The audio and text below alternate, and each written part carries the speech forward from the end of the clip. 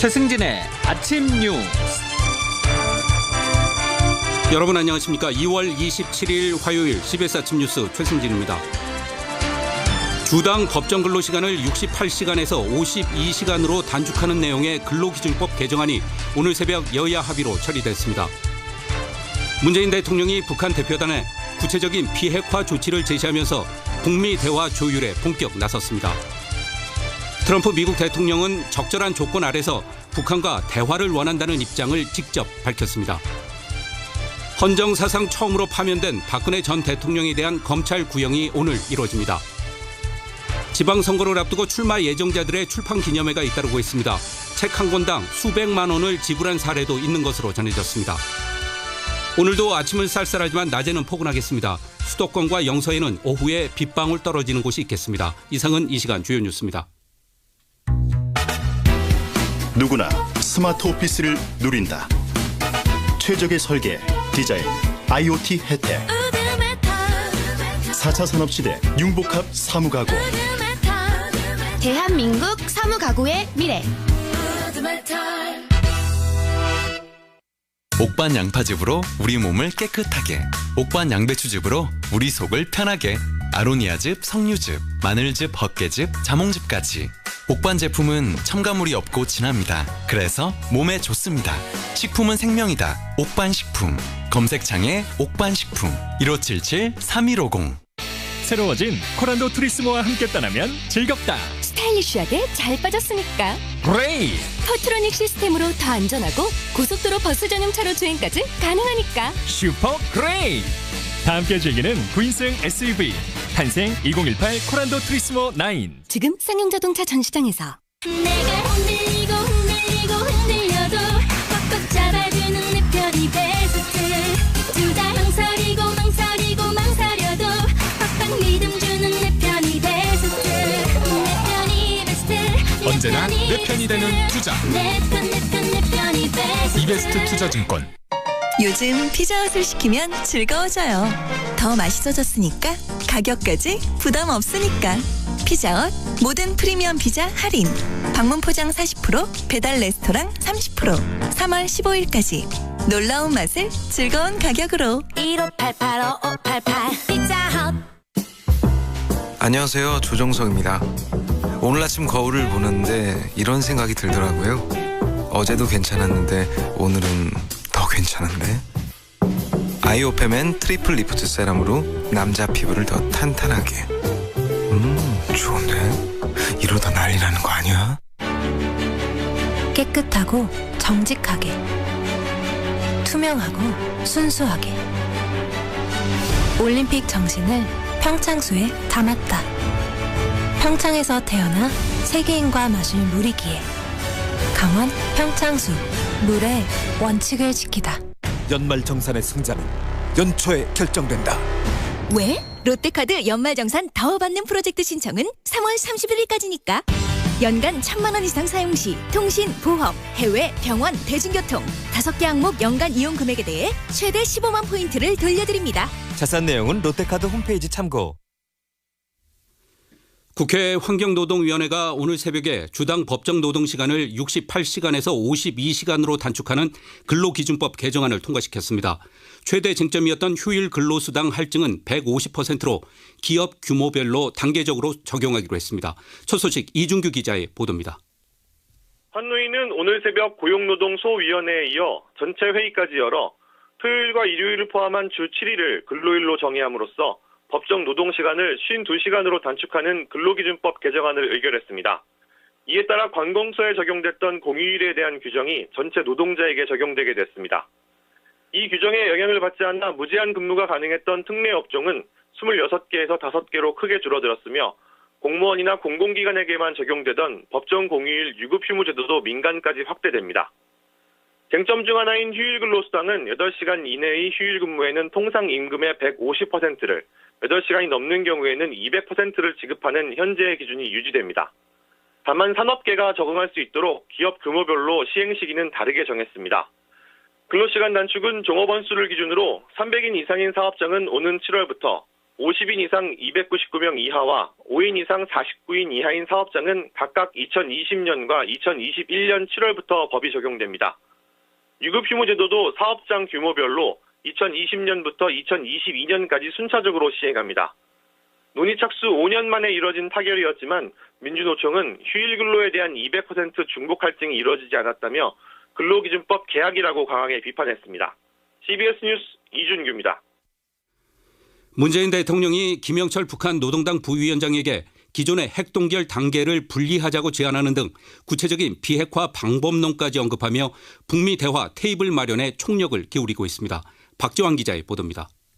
평창 동계올림픽 폐회식 직전 김영철 부위원장을 만난 문재인 대통령은 비핵화를 언급하며 북미 대화 필요성을 역설했습니다. 정의용 청와대 안보실장도 어제 김 부위원장과 오찬을 함께하며 비핵화 후속 논의를 이어갔습니다. 평창 동계올림픽 기간 방한한 북미 대표단이 서로에게 눈길조차 주지 않는 등 싸늘한 태도로 일관한 가운데 본격적인 중재 외교에 나선 겁니다. 청와대 핵심 관계자는 문 대통령이 비핵화뿐 아니라 어떤 방법을 택해야 하는지 방법론까지 언급했고 김 부위원장 일행은 진지하게 경청했다고 설명했습니다. 김영철 부위원장이 미국과 대화할 충분한 용의가 있다는 말도 이 과정에서 나왔습니다. 문 대통령은 핵 동결과 폐기라는 기존의 2단계 해법에서 더 나아가 동결 방식을 2단계로 구체화한 것으로 알려졌습니다. 핵실험과 미사일 발사, 핵물질 생산 등 3가지 동결 대상 중 앞에 2가지를 북한이 선제적으로 동결 선언하고 이를 북미 간 비핵화 대화를 위한 단초로 삼자고 제안한 것으로 전해졌습니다. 김 부위원장은 문 대통령의 2단계 동결론에 한미연합훈련 축소를 요구한 것으로 전해졌습니다. 이에 문 대통령은 한미연합훈련이 방어훈련이라는 점을 재확인하고 북한의 1단계 핵 동결 의지 등을 조만간 미국에 상세히 설명하면서 본격적인 중재 외교에 나설 것으로 관측됩니다. CBS 뉴스 박지환입니다. 트럼프 미국 대통령이 직접 북한과 대화를 원한다는 입장을 밝혔습니다. 그러나 적절한 조건 아래서만 대화가 가능하다며 북미 대화의 전제 조건을 내걸었습니다. 워싱턴에서 장규석 특파원의 보도입니다.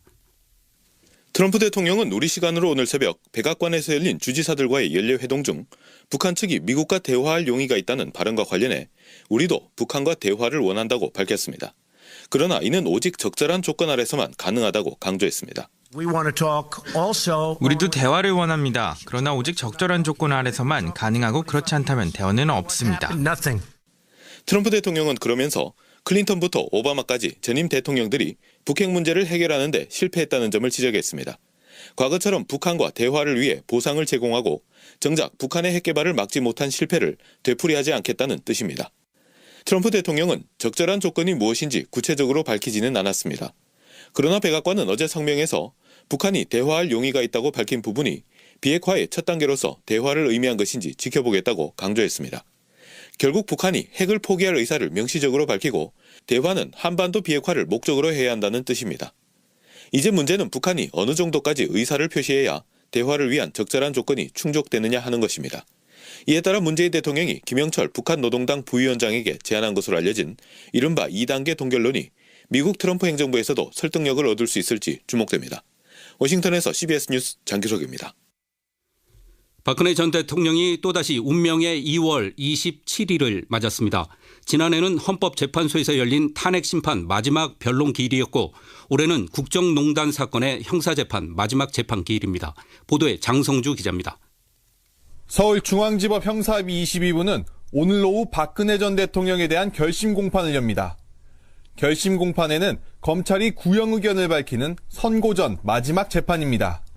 공범인 최순실 씨에게 징역 25년을 구형했던 검찰은 박 전 대통령에게도 그에 못지않은 형량을 요청할 것으로 전망됩니다. 지난해 10월 16일 이후 재판 보이콧을 하고 있는 박 전 대통령은 오늘도 법정에 나오지 않을 것으로 보입니다.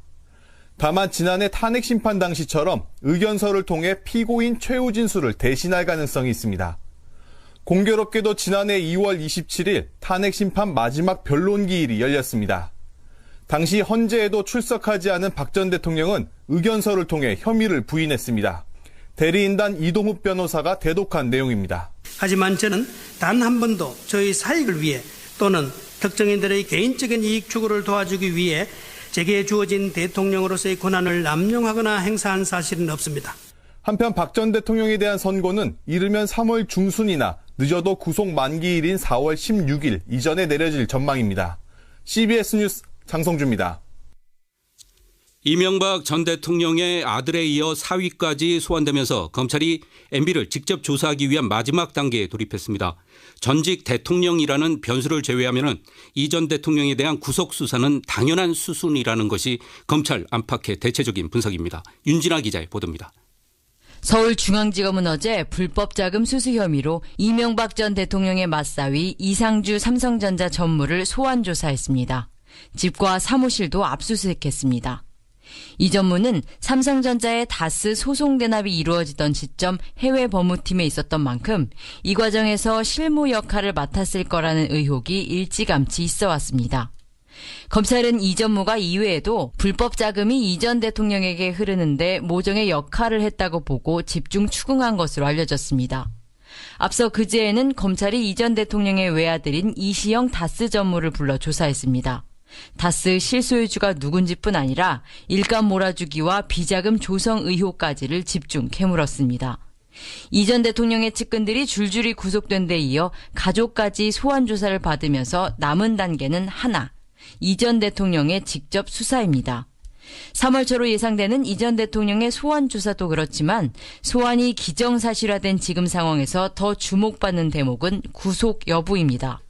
전직 대통령이라는 변수를 제외하고 일반적 구속영장 청구 사유나 사안의 중대성, 공범과의 형평성 등을 고려하면 구속영장 청구가 불가피하다는 것이 검찰 안팎의 지배적인 의견입니다.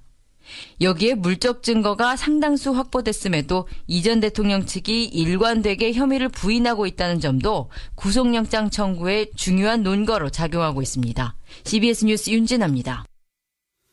검찰이 이명박 전 대통령에게 흘러들어간 새로운 루트의 거액 불법 자금을 포착하고 이에 관여한 이 전 대통령의 맞사위 이상주 삼성전자 전무를 상대로 압수수색과 소환 조사를 벌였습니다. 검찰은 이 전무가 이 전 대통령의 2008년 취임을 전후해 한 인사로부터 금융기관장 취업 청탁과 함께 수억 원대 금품을 수차례에 걸쳐 받은 정황을 포착한 것으로 알려졌습니다. 검찰은 이 전무가 이 자금을 받아서 이 전 대통령 측에 전달하는 통로 역할을 한 것으로 의심하고 있습니다.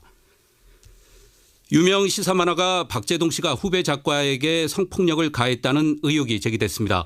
피해자는 결혼식 주례를 부탁하는 과정에서 박화백에게 성추행과 성희롱을 당했다고 주장했지만 박화백은 기억이 없다며 의혹을 인정하지 않았습니다.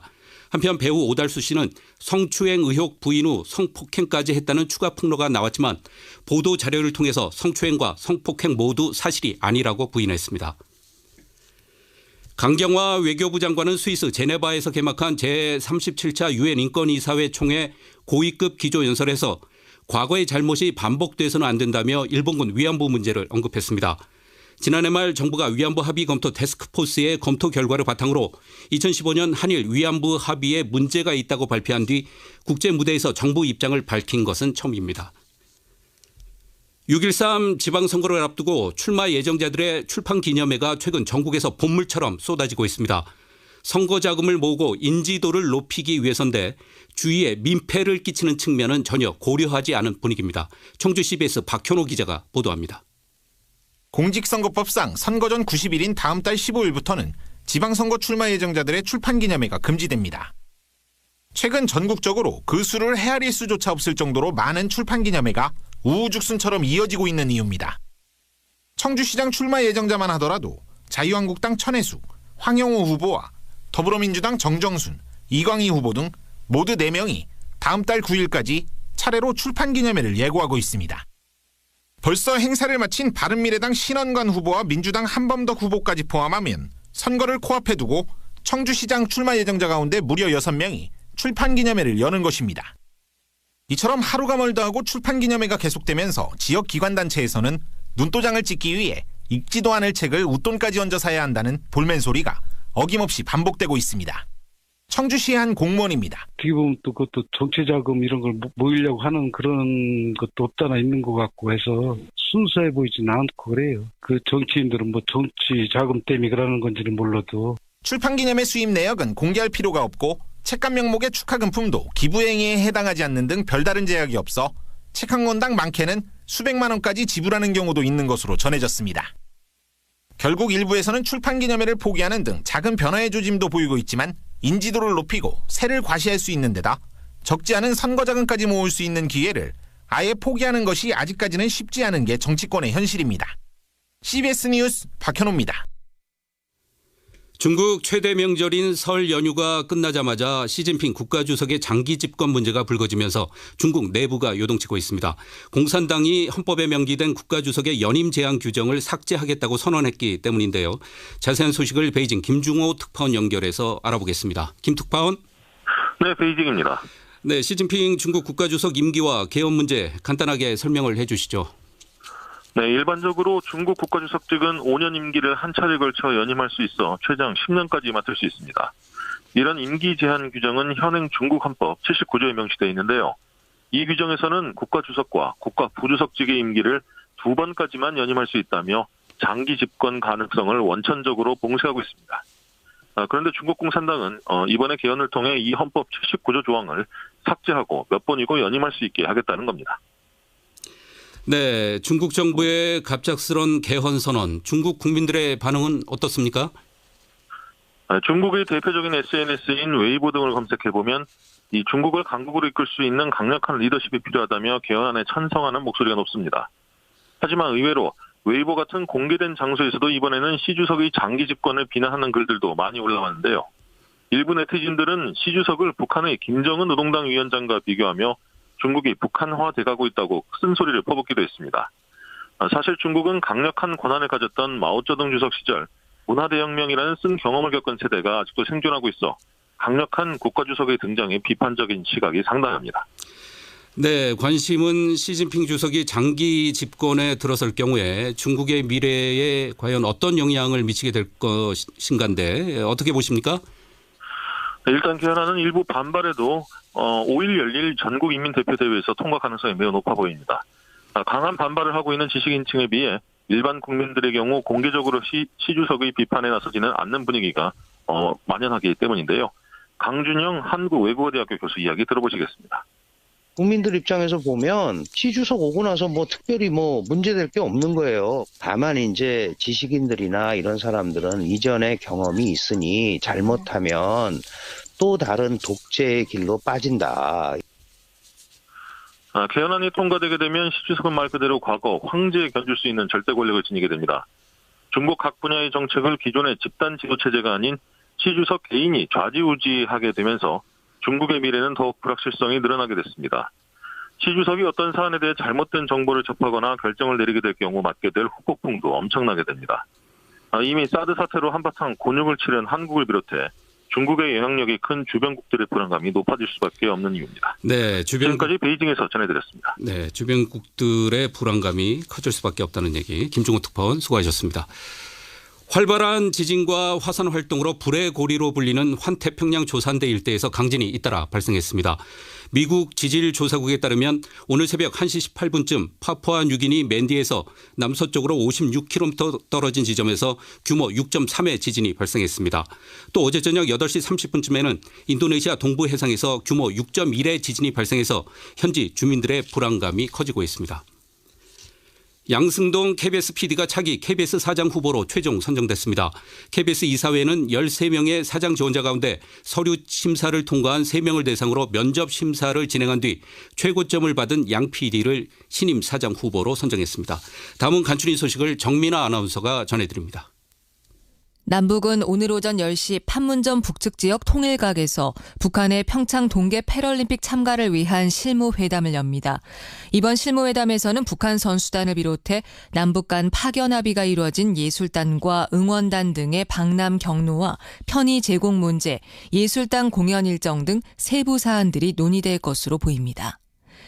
이방카 트럼프 백악관 보좌관을 단장으로 하는 미국 대표단 일원으로 평창 동계올림픽 폐회식 참석차 우리나라를 방문했던 앨리슨 후커 미 백악관 국가안보회의 한반도 보좌관과 북측 인사 사이에 접촉이 없었다고 미국 백악관이 전했습니다.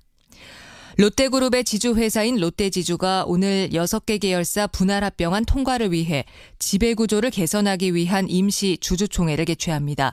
특히 오늘 임시주총은 지난 13일 신동빈 회장이 구속된 직후 출범한 황각규 부회장 중심의 비상경영위원회가 처음으로 맞는 경영 시험대로 작용할 전망이어서 귀추가 주목되고 있습니다. 미국 통상 압박 강화, 정책금리 인상 가속화 전망이 한국 경제에 그늘을 들이울 것이란 전망이 확산되면서 소비자 심리지수가 3개월 연속으로 하락했습니다. 지금까지 간추린 소식이었습니다. 날씨 알아보겠습니다. 기상청에서 김수진 리포터가 전해드립니다. 네, 봄으로 가는 길목답게 오늘도 일교차큰 날씨가 계속되겠습니다. 오늘 아침 어제보다는 기온이 좀 더 오르긴 했습니다만 오전 7시 현재 춘천 영하 4.2도, 대전 영하 1.8도, 서울 영상 1.3도의 분포로 여전히 아침 공기가 무척 차가운 상태고요. 반면에 한낮 기온은 때이른 봄 기온이 살짝 느껴질 정도로 비교적 포근한 날씨를 보이겠습니다.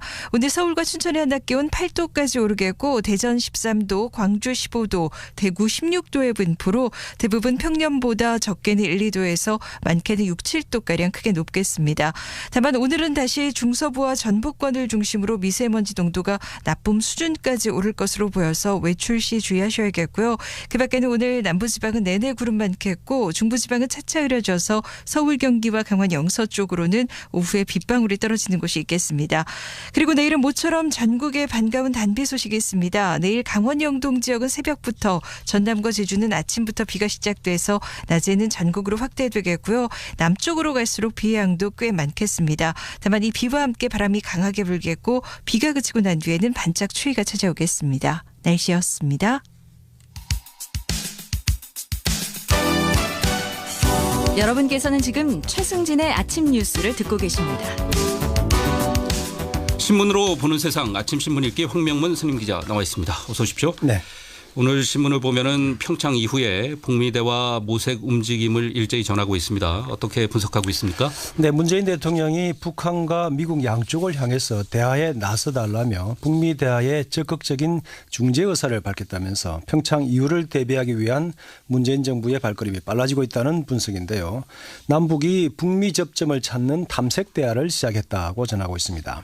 방한 중인 김영철 북한 노동당 부위원장은 연일 미국과 대화의 문은 열려 있다고 밝혔는데 트럼프 대통령이 오직 적절한 조건 아래에서만 북한과 대화하기를 원한다면서 일단 관망하는 모양새를 보이고 있는데요. 북미 간극을 줄이기 위한 첫 번째 과제는 패럴림픽 이후 급부상할 수밖에 없는 한미연합 군사훈련 재개 여부가 관건이 될 것이라는 전망이 나오고 있습니다.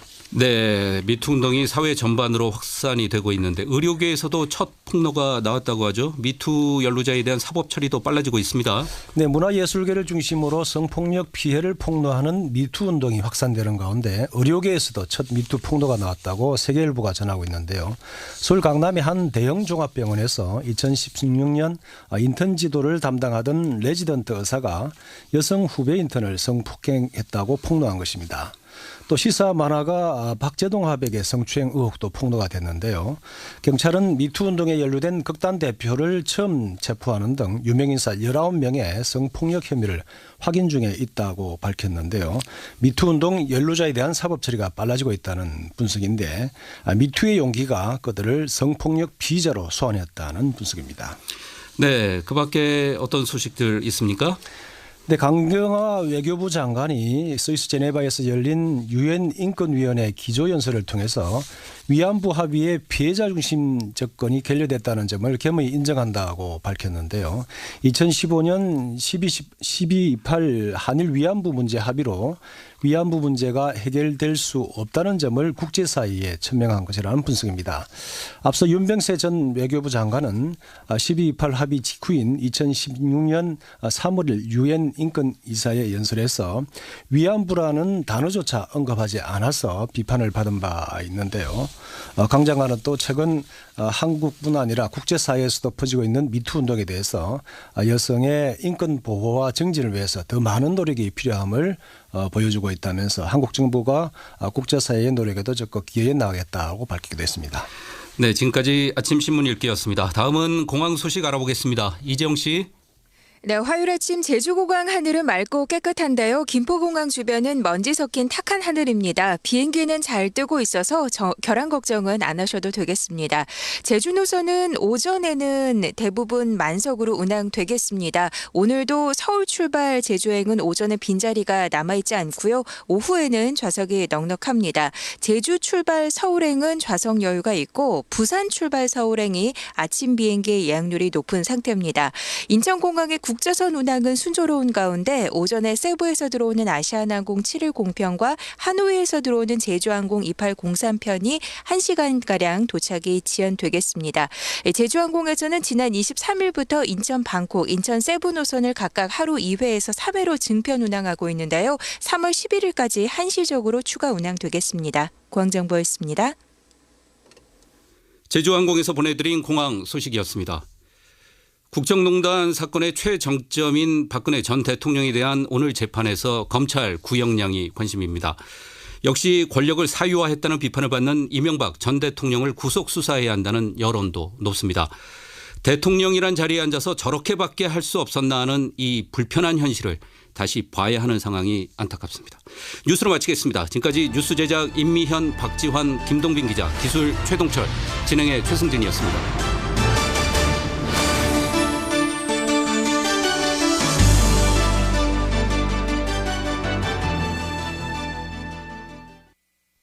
CBS.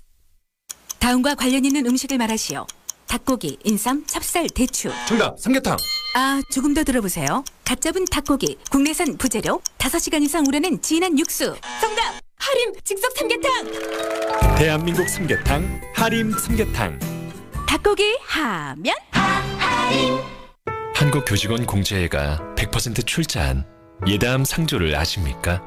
스승처럼 든든한 믿음의 예로부터 대쪽보다 올곧은 정직의 예에 이르기까지 예다함은 상조 문화의 본보기를 만들고 있습니다. 대한민국 상조의 더 바른 예.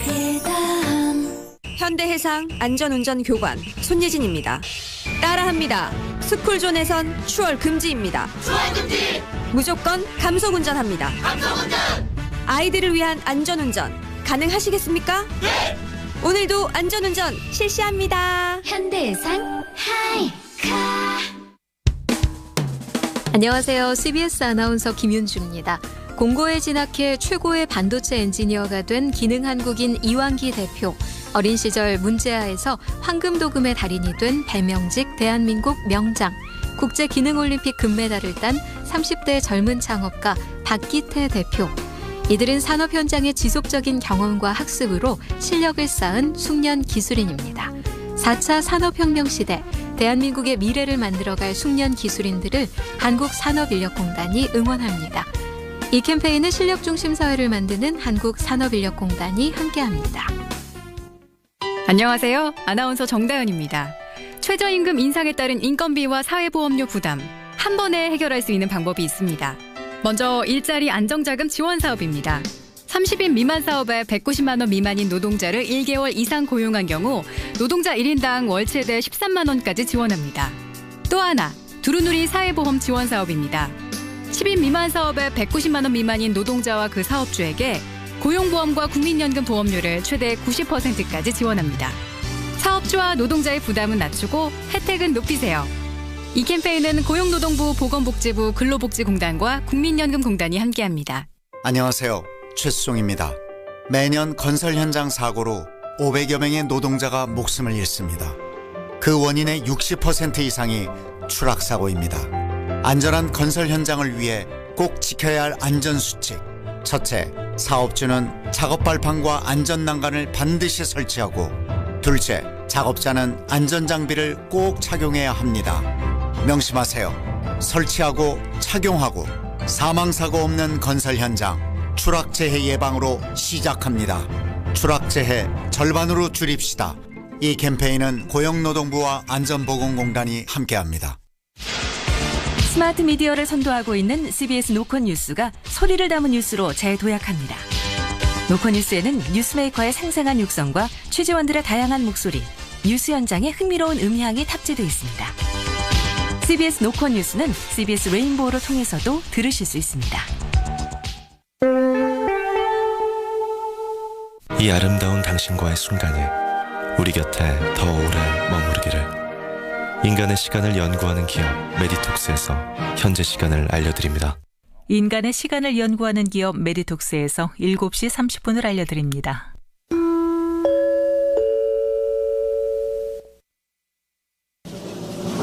김현정의 뉴스 쇼.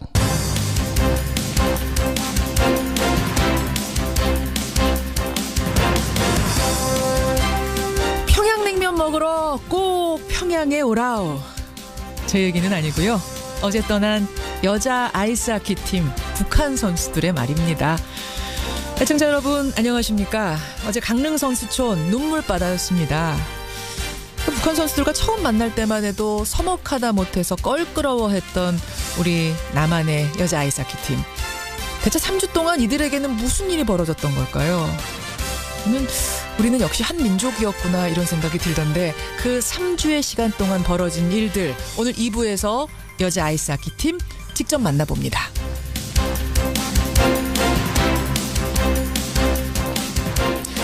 북한에서 온 또 다른 손님 김영철 노동당 중앙위 부위원장. 문 대통령과 만나서 어떤 얘기를 나눴는지가 어제 하루 종일 관심사였는데요. 어제 약간 공개된 내용을 두고는 이쪽 저쪽 해석이 좀 갈립니다. 잠시 후 정동영 전 통일부 장관과 인터뷰로 한번 풀어보죠. 화요일 아침 김현정의 뉴스쇼 지금부터 출발합니다.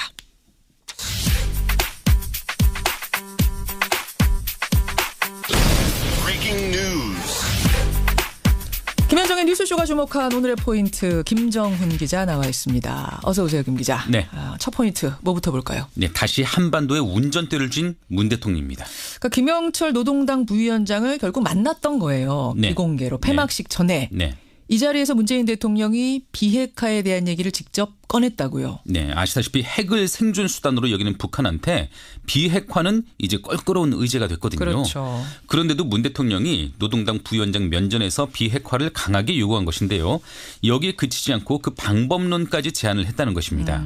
평창올림픽 폐막 직전 문재인 대통령과 김영철 부위원장의 면담 자리에서 진행된 논의라고 하고요. 예. 그 구체적인 대화 내용이 공개되지는 않았어요. 그런데 아마 문 대통령이 그동안 강조해온 2단계 북핵 폐기론을 의미하는 게 아닌가 이런 생각이 드는데요. 2단계라 그러면 이제 동결 그다음 폐기로 가는 거. 맞습니다. 예. 먼저 북한이 핵미사일 도발을 중단하고요. 비핵화 논의에 참여한다면 핵 폐기 수순 동안 미국 등 국제사회가 단계별 보상을 협의해 나간다 이런 내용이죠. 그렇죠. 이러한 제안을 김영철 부위원장 일행은 진지하게 경청했다. 이것이 청와대 측의 설명입니다. 예, 기적처럼 찾아온 기회다 이렇게 지금 청와대가 얘기하고 있는데 뭐 우리가 운전대를 쥐긴 했습니다만 이해 당사국도 북미가 이걸 어떻게 받아들이냐 이게 관건일 것 같아요. 맞습니다. 예. 김영철 부위원장 일행은 2박 3일 일정을 마치고 오늘 귀환하죠. 이후에 있을 북측의 공식 입장 한번 기다려봐야 되고요. 예.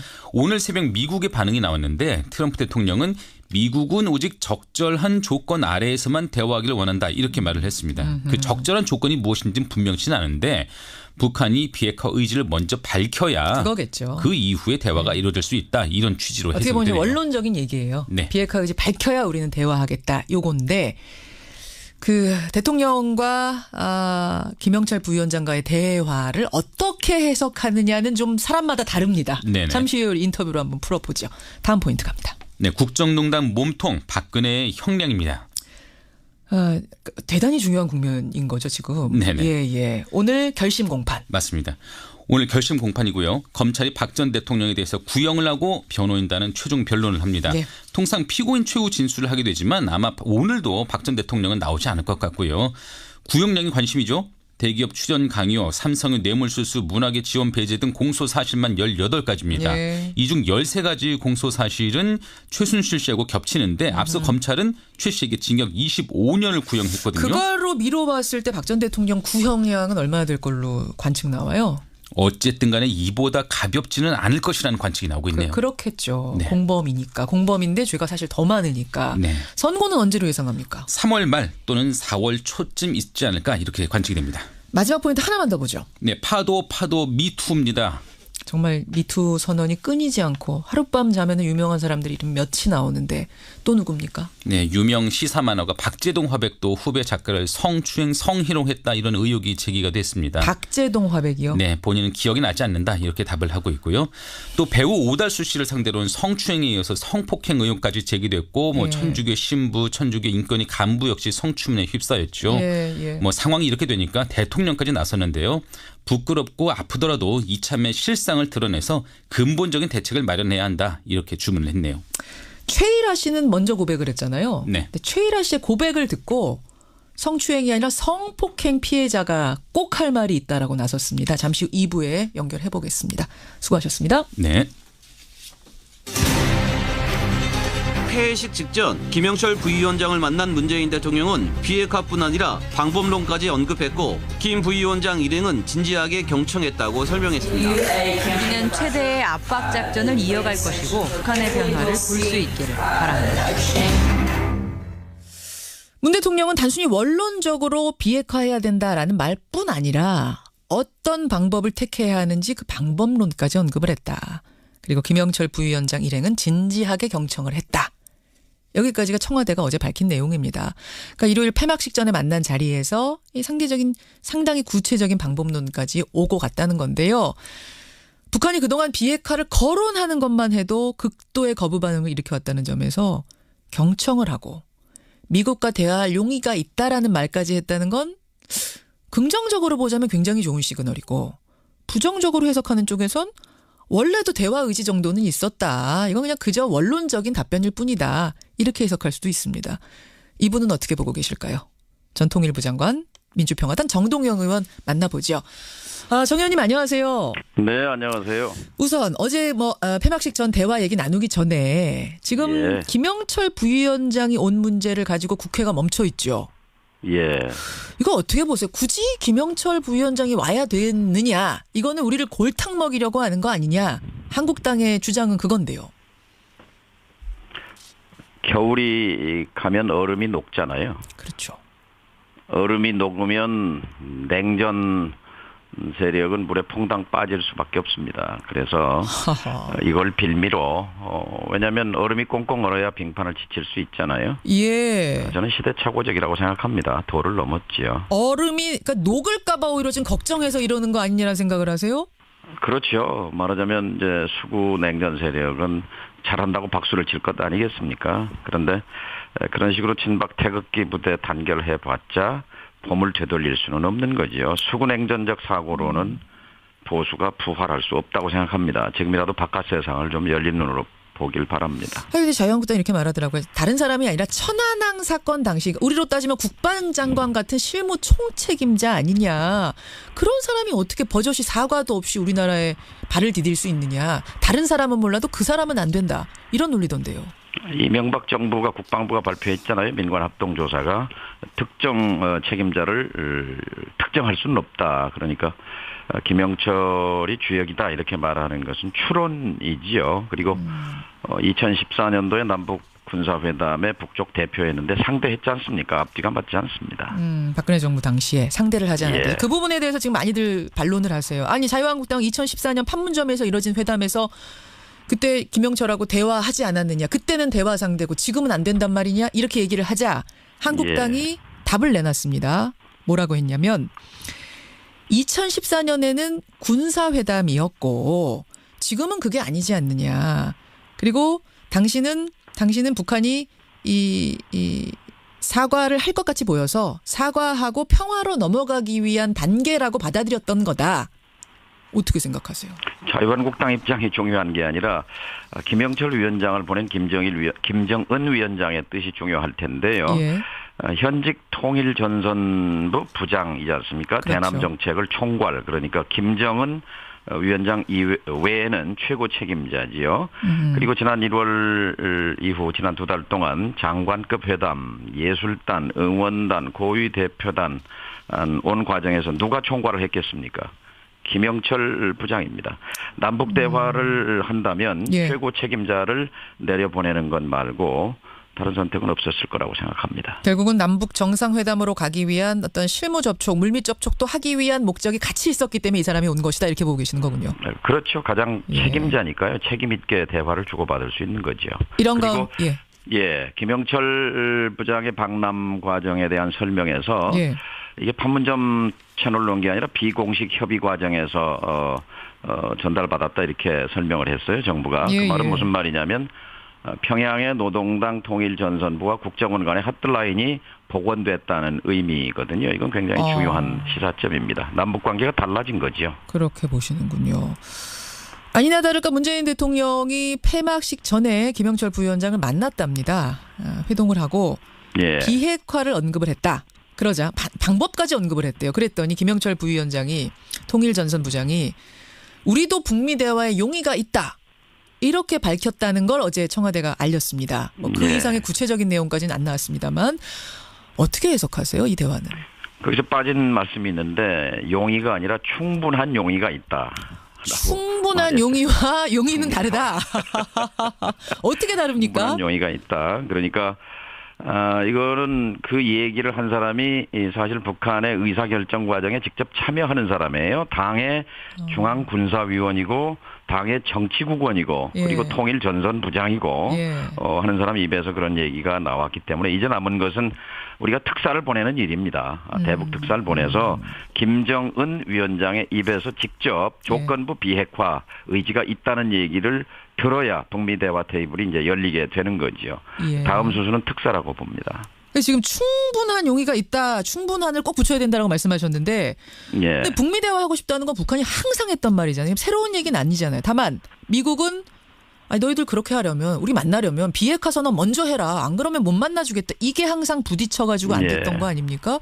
그러면 김영철 부위원장이 한 이 말도 충분한 용의가 있다는 말도 그냥 예전에 했던 원론적 수준에서 크게 나아간 것 같진 않은데요. 근데 이제 우리가 원하는 거는 뭐 다 알잖아요. 근데 이제 북이 진정으로 원하는 게 뭔가? 진정으로 원하는 게 전쟁이고 핵인가? 아니면 그들의 의도가 무엇인가를 직접 김정은 위원장을 만나볼 필요가 있는 거지요. 지금 객관적으로 보면은 북이 느끼고 있는 것은 두 가지일 겁니다. 하나는 공포지요. 혹시라도 진짜 전쟁이 날지 모른다는 공포. 그다음에 고통입니다. 제재와 압박으로부터 오는 고통. 이 공포와 고통 두 가지를 갖고는 지금 김정은 위원장이 제시한 핵무력 완성과 경제발전 이 두 가지의 병진 전략이 불가능합니다. 핵무력 완성은 선언을 했는데 경제발전은 불가능하잖아요. 자, 그래서 공포로부터 벗어나고 고통으로부터 벗어나는 것이 국가 전략 목표겠죠. 그것을 위해서 평창에 참여한 것도 사실은 남북관계를 겨냥한 것이지만 남북관계 뒤에 있는 북미관계를 겨냥한 것이라고 봅니다. 그러니까 우리 북미 대화 의지가 있다. 이건 전에도 얘기했고 지금도 얘기하는 거지만 그때와 지금은 온도차가 있단 말씀.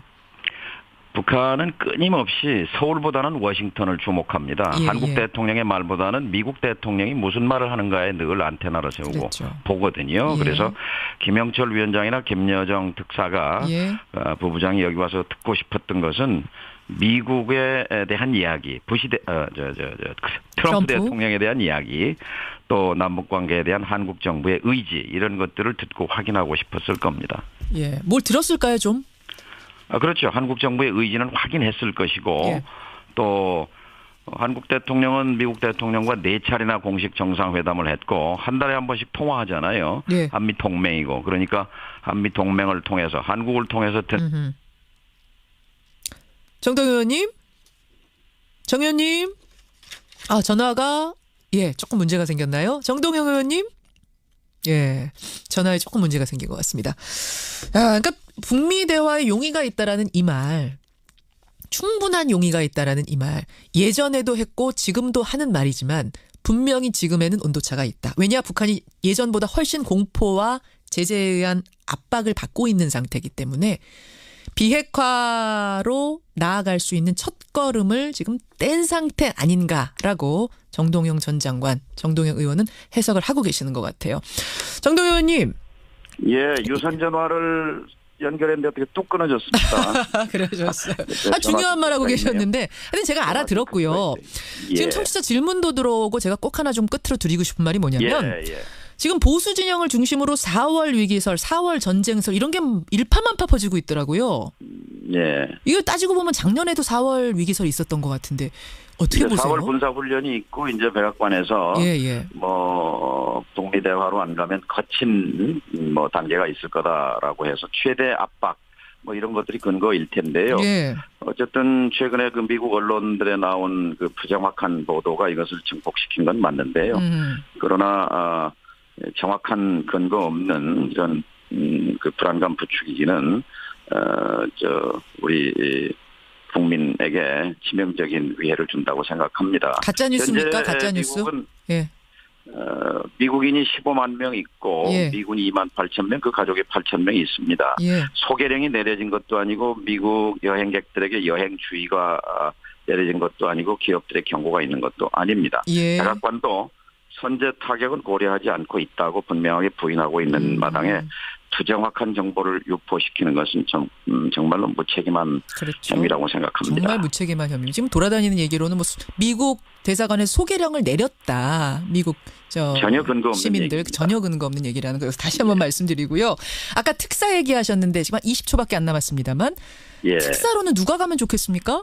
두 가지입니다. 하나는 김정은 위원장을 만난 사람이었는데 없잖아요. 그러니까 아버지 김정일 위원장과 만났던 사람이 중요하고 또 하나는 문재인 대통령에 가장 가까운 거리에 있는 사람이어야 합니다. 그런 사람 있어요? 두 조건을 충족하는 사람은 서훈 국정원장이 적임자라고 생각합니다. 국정원장이 움직이면 뭔가 좀 은밀하고 비밀스러운 느낌이 들어서 국민들한테는 썩 좋진 않다 뭐 이런 평하는 분들도 계시던데. 남북관계에서 김대중 대통령 시절에 임동원 국정원장이 김정일 위원장과 상당히 신뢰가 있는 그 채널을 갖고 있었던 것이 굉장히 중요했죠. 아마 서훈 원장이 움직이는 것이 북에도 남에도 편한 그런 입장이라고 생각합니다. 여기까지 말씀 듣겠습니다. 고맙습니다. 예, 감사합니다. 민주평화당 정동영 의원, 전 통일부 장관이었습니다.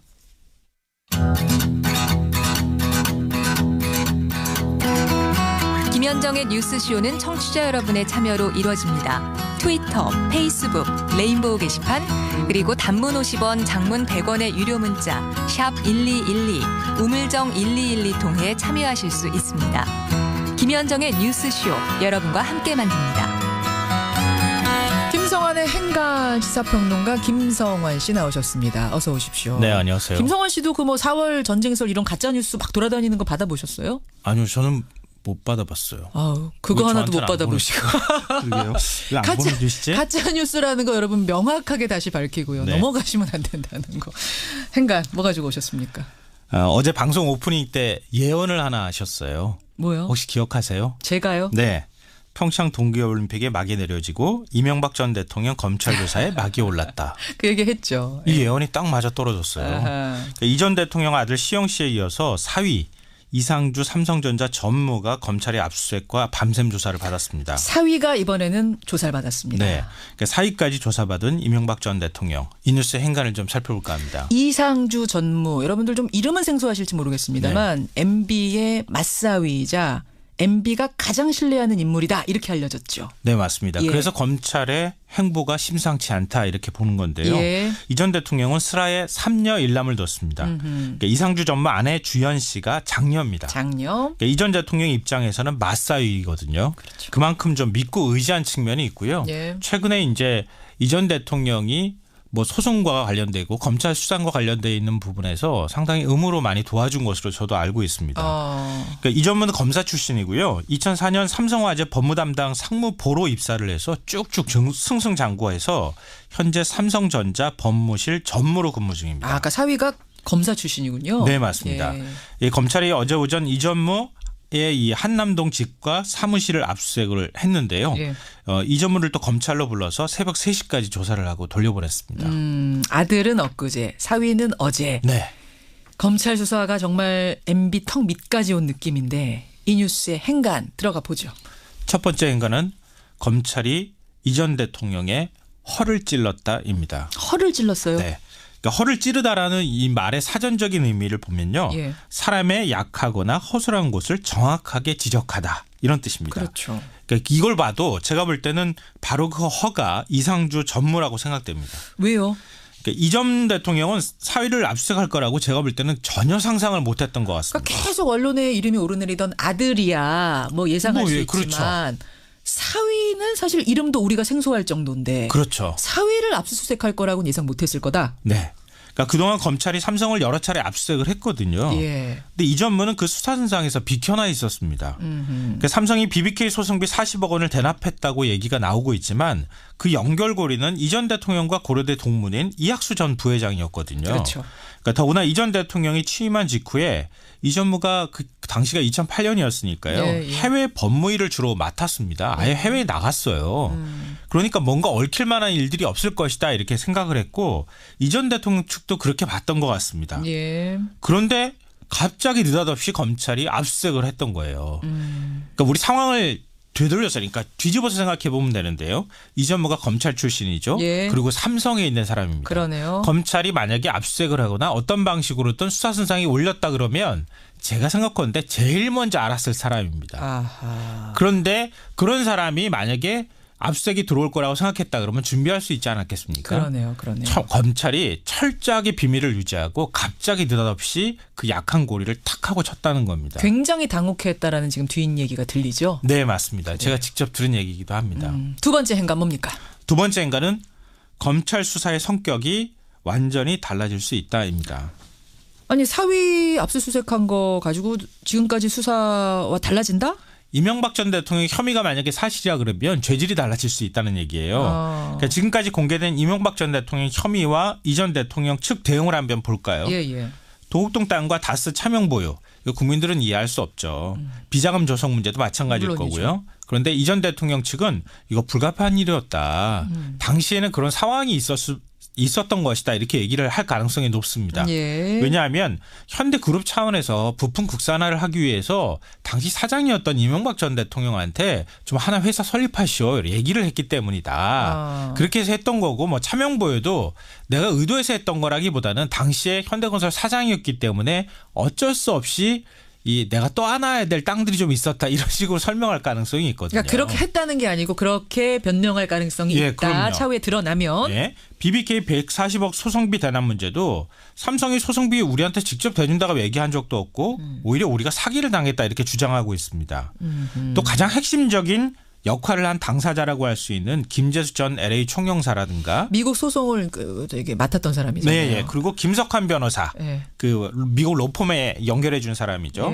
모두 자진 귀국할 의사가 없다고 얘기를 하고 있습니다. 그래요. 그럼 검찰 수사가 딱 벽에 부딪힐 수밖에 없다는 거죠.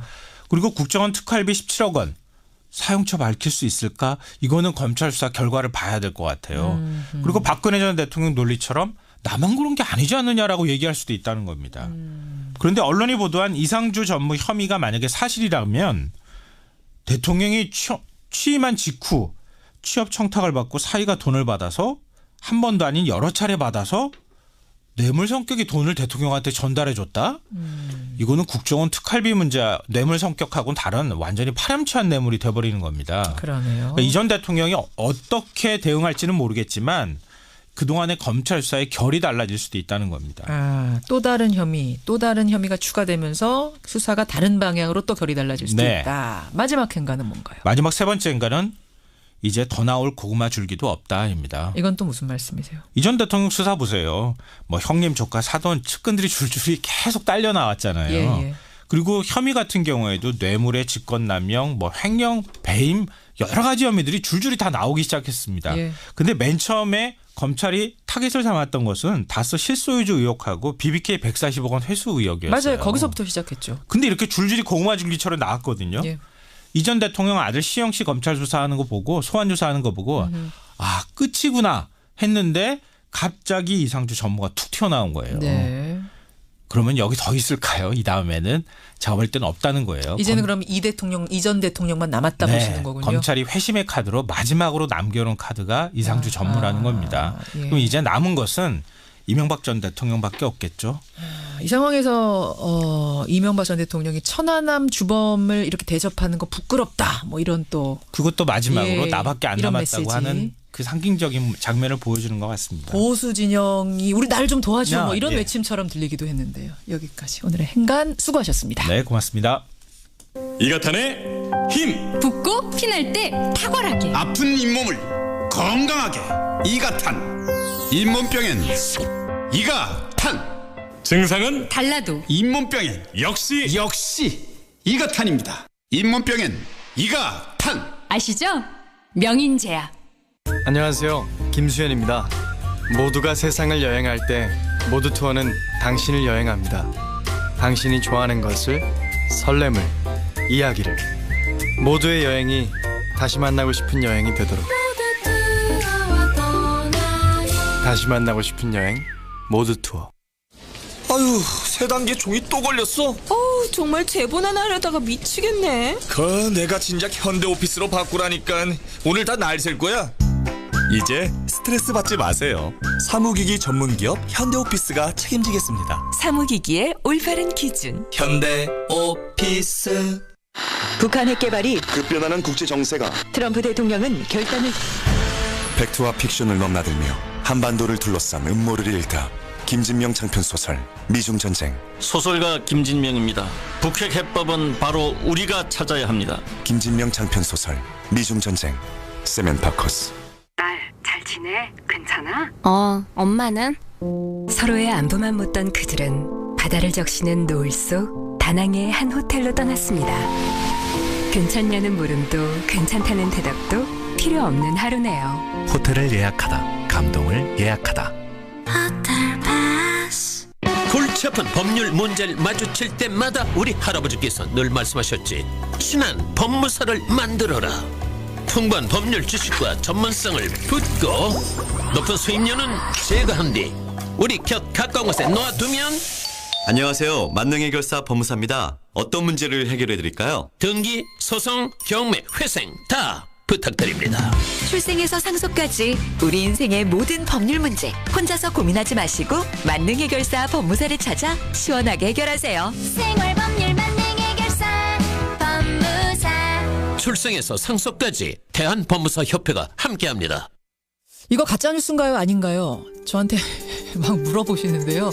이거 하나는 가짜뉴스가 맞는 것 같습니다. 5704님, 김여정이 돌아갈 때 3조 원을 싸가지고 갔다는데 진짜입니까? 아닌 것 같죠? 입으로 갑니다.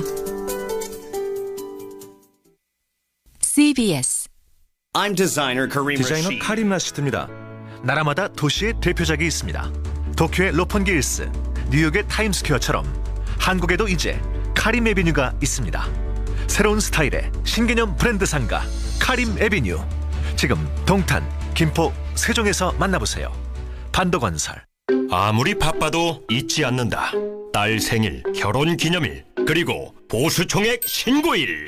맞아요. 작년엔 늦어서 과태료도 냈었잖아요. 이번엔 3월 15일 마감. 그 전에 미리 하자고. 고용산재보험 토탈 서비스를 통해 3월 9일까지 신고하면 추첨을 통해 경품도 주고 할인 혜택도 있어요. 어이 김 사장, 자네도 늦지 마시게. 3월 15일까지야. 올해 고용산재보험료 책정을 위한 보수총액 신고는 필수. 고용산재보험 토탈 서비스를 이용한 전자신고나 우편신고도 가능. 문의사항은 1588-0075. 이 캠페인은 고용노동부와 근로복지공단이 함께합니다. 안녕하세요. 엄마 검객 남현희입니다. 우리 주변에는 생명에 대한 책임을 지고 꿈을 향해 나아가는 멋진 엄마들이 있습니다. 당당하고 자랑스러운 엄마 미혼 양육모. 그들의 행복한 미래를 응원해주세요. 동방사회복지회와 사랑의 열매가 함께합니다. 아름다운 영웅 김영옥을 알고 계십니까? 독립운동가의 아들로 태어나 2차 대전과 6.25 전쟁에서 모든 전투를 승리로 이끈 전쟁 영웅이었습니다. 대령으로 제대 후 서거 때까지 33년을 사회봉사에 바친 위대한 인도주의자였던 김영옥. 암울한 시대에 태어나 세계를 무대로 기상을 떨친 재미동포 김영옥 대령을 통해 우리는 희망과 용기, 한국인의 정신을 배웁니다. 이 캠페인은 740만 재외동포의 든든한 버팀목 재외동포재단이 함께합니다. 골치 아픈 법률 문제를 마주칠 때마다 우리 할아버지께서 늘 말씀하셨지. 친한 법무사를 만들어라. 풍부한 법률 지식과 전문성을 붙고 높은 수임료는 제거한 뒤 우리 곁 가까운 곳에 놓아두면. 안녕하세요. 만능해결사 법무사입니다. 어떤 문제를 해결해 드릴까요? 등기, 소송, 경매, 회생 다 부탁드립니다. 출생에서 상속까지 우리 인생의 모든 법률 문제 혼자서 고민하지 마시고 만능 해결사 법무사를 찾아 시원하게 해결하세요. 생활법률 만능 해결사 법무사. 출생에서 상속까지 대한법무사협회가 함께합니다. 지금 내가 귀를 기울이고 있는 건 너의 이야기와 레인보우에서 흐르는 음악, 또 하나는 바로 레인보우 광고. 높은 청취율의 CBS 인터넷 라디오 레인보우, 레인보우의 광고를 전해보세요. 검색창에 레인보우 광고. 이야기와 음악이 있는 방송, 청취율이 높은 CBS 인터넷 라디오 레인보우에서 8시를 알려드립니다.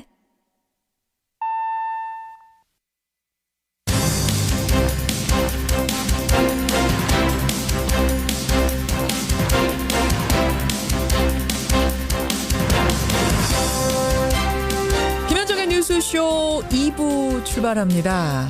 아까 전에 제가 가짜 뉴스 소개를 해드렸더니 많은 분들이 아유 가짜 뉴스도 뉴스 나름이죠.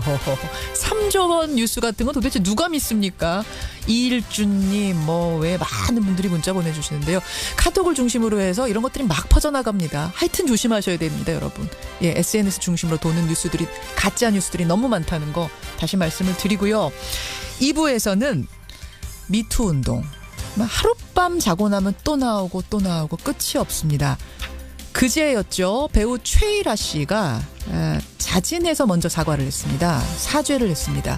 근데 이 사죄를 듣고 더 괘씸해졌다라고 말하는 피해자 한 분이 나섰습니다. 잠시 후 그 피해자의 얘기 직접 들어보죠. 어제 강릉 선수촌을 눈물바다로 만들었던 여자 아이스하키팀 남북 단일팀, 참 이 결성되기 전엔 여러 가지 말들 많았습니다. 선수들도 꺼려했습니다. 그런데 무엇이 이들을 이렇게 변화시킨 걸까요? 우리 여자 아이스하키 대표팀 최지연 선수 19살입니다. 최지연 선수 잠시 후에 만나보고요. 그 전에 오늘 뉴스닥 있는 날 허성무 소장, 이준석 위원장도 만나겠습니다. 50원에 담은 100원의 장문 유료 문자 샵 1212 카톡 레인보우까지 열어놓고 출발합니다. 이가탄의 힘. 붓고 피날 때 탁월하게. 아픈 잇몸을 건강하게. 이가탄. 잇몸병엔 이가탄. 증상은 달라도 잇몸병엔 역시 이가탄입니다. 잇몸병엔 이가탄. 아시죠? 명인제약. 바닷물을 마실 수 있는 물로, 더러워진 물을 다시 깨끗한 물로. LG의 수처리 솔루션이 물 걱정 없는 세상을 만들어갑니다. 옳은 미래 LG. 역시 산업재도 온라인이 싸구만. 산업재 전문 온라인 쇼핑몰 어디라고? 산업재 살 땐 아이마켓.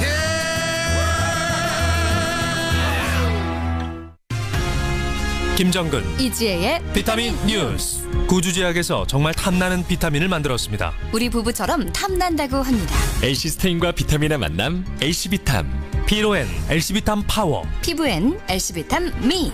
탐나는 비타민 L시비탐. 잘 듣는 회사 구주제약. 지아씨 굿모닝. 요즘도 변비? 아니요, 굿모닝 S. 굿모닝 S? 네, 변비 치료제 굿모닝 S. 굿모닝 S. 네, 생약으로 만든 한방 변비약 굿모닝 S. 변비엔 굿모닝 S.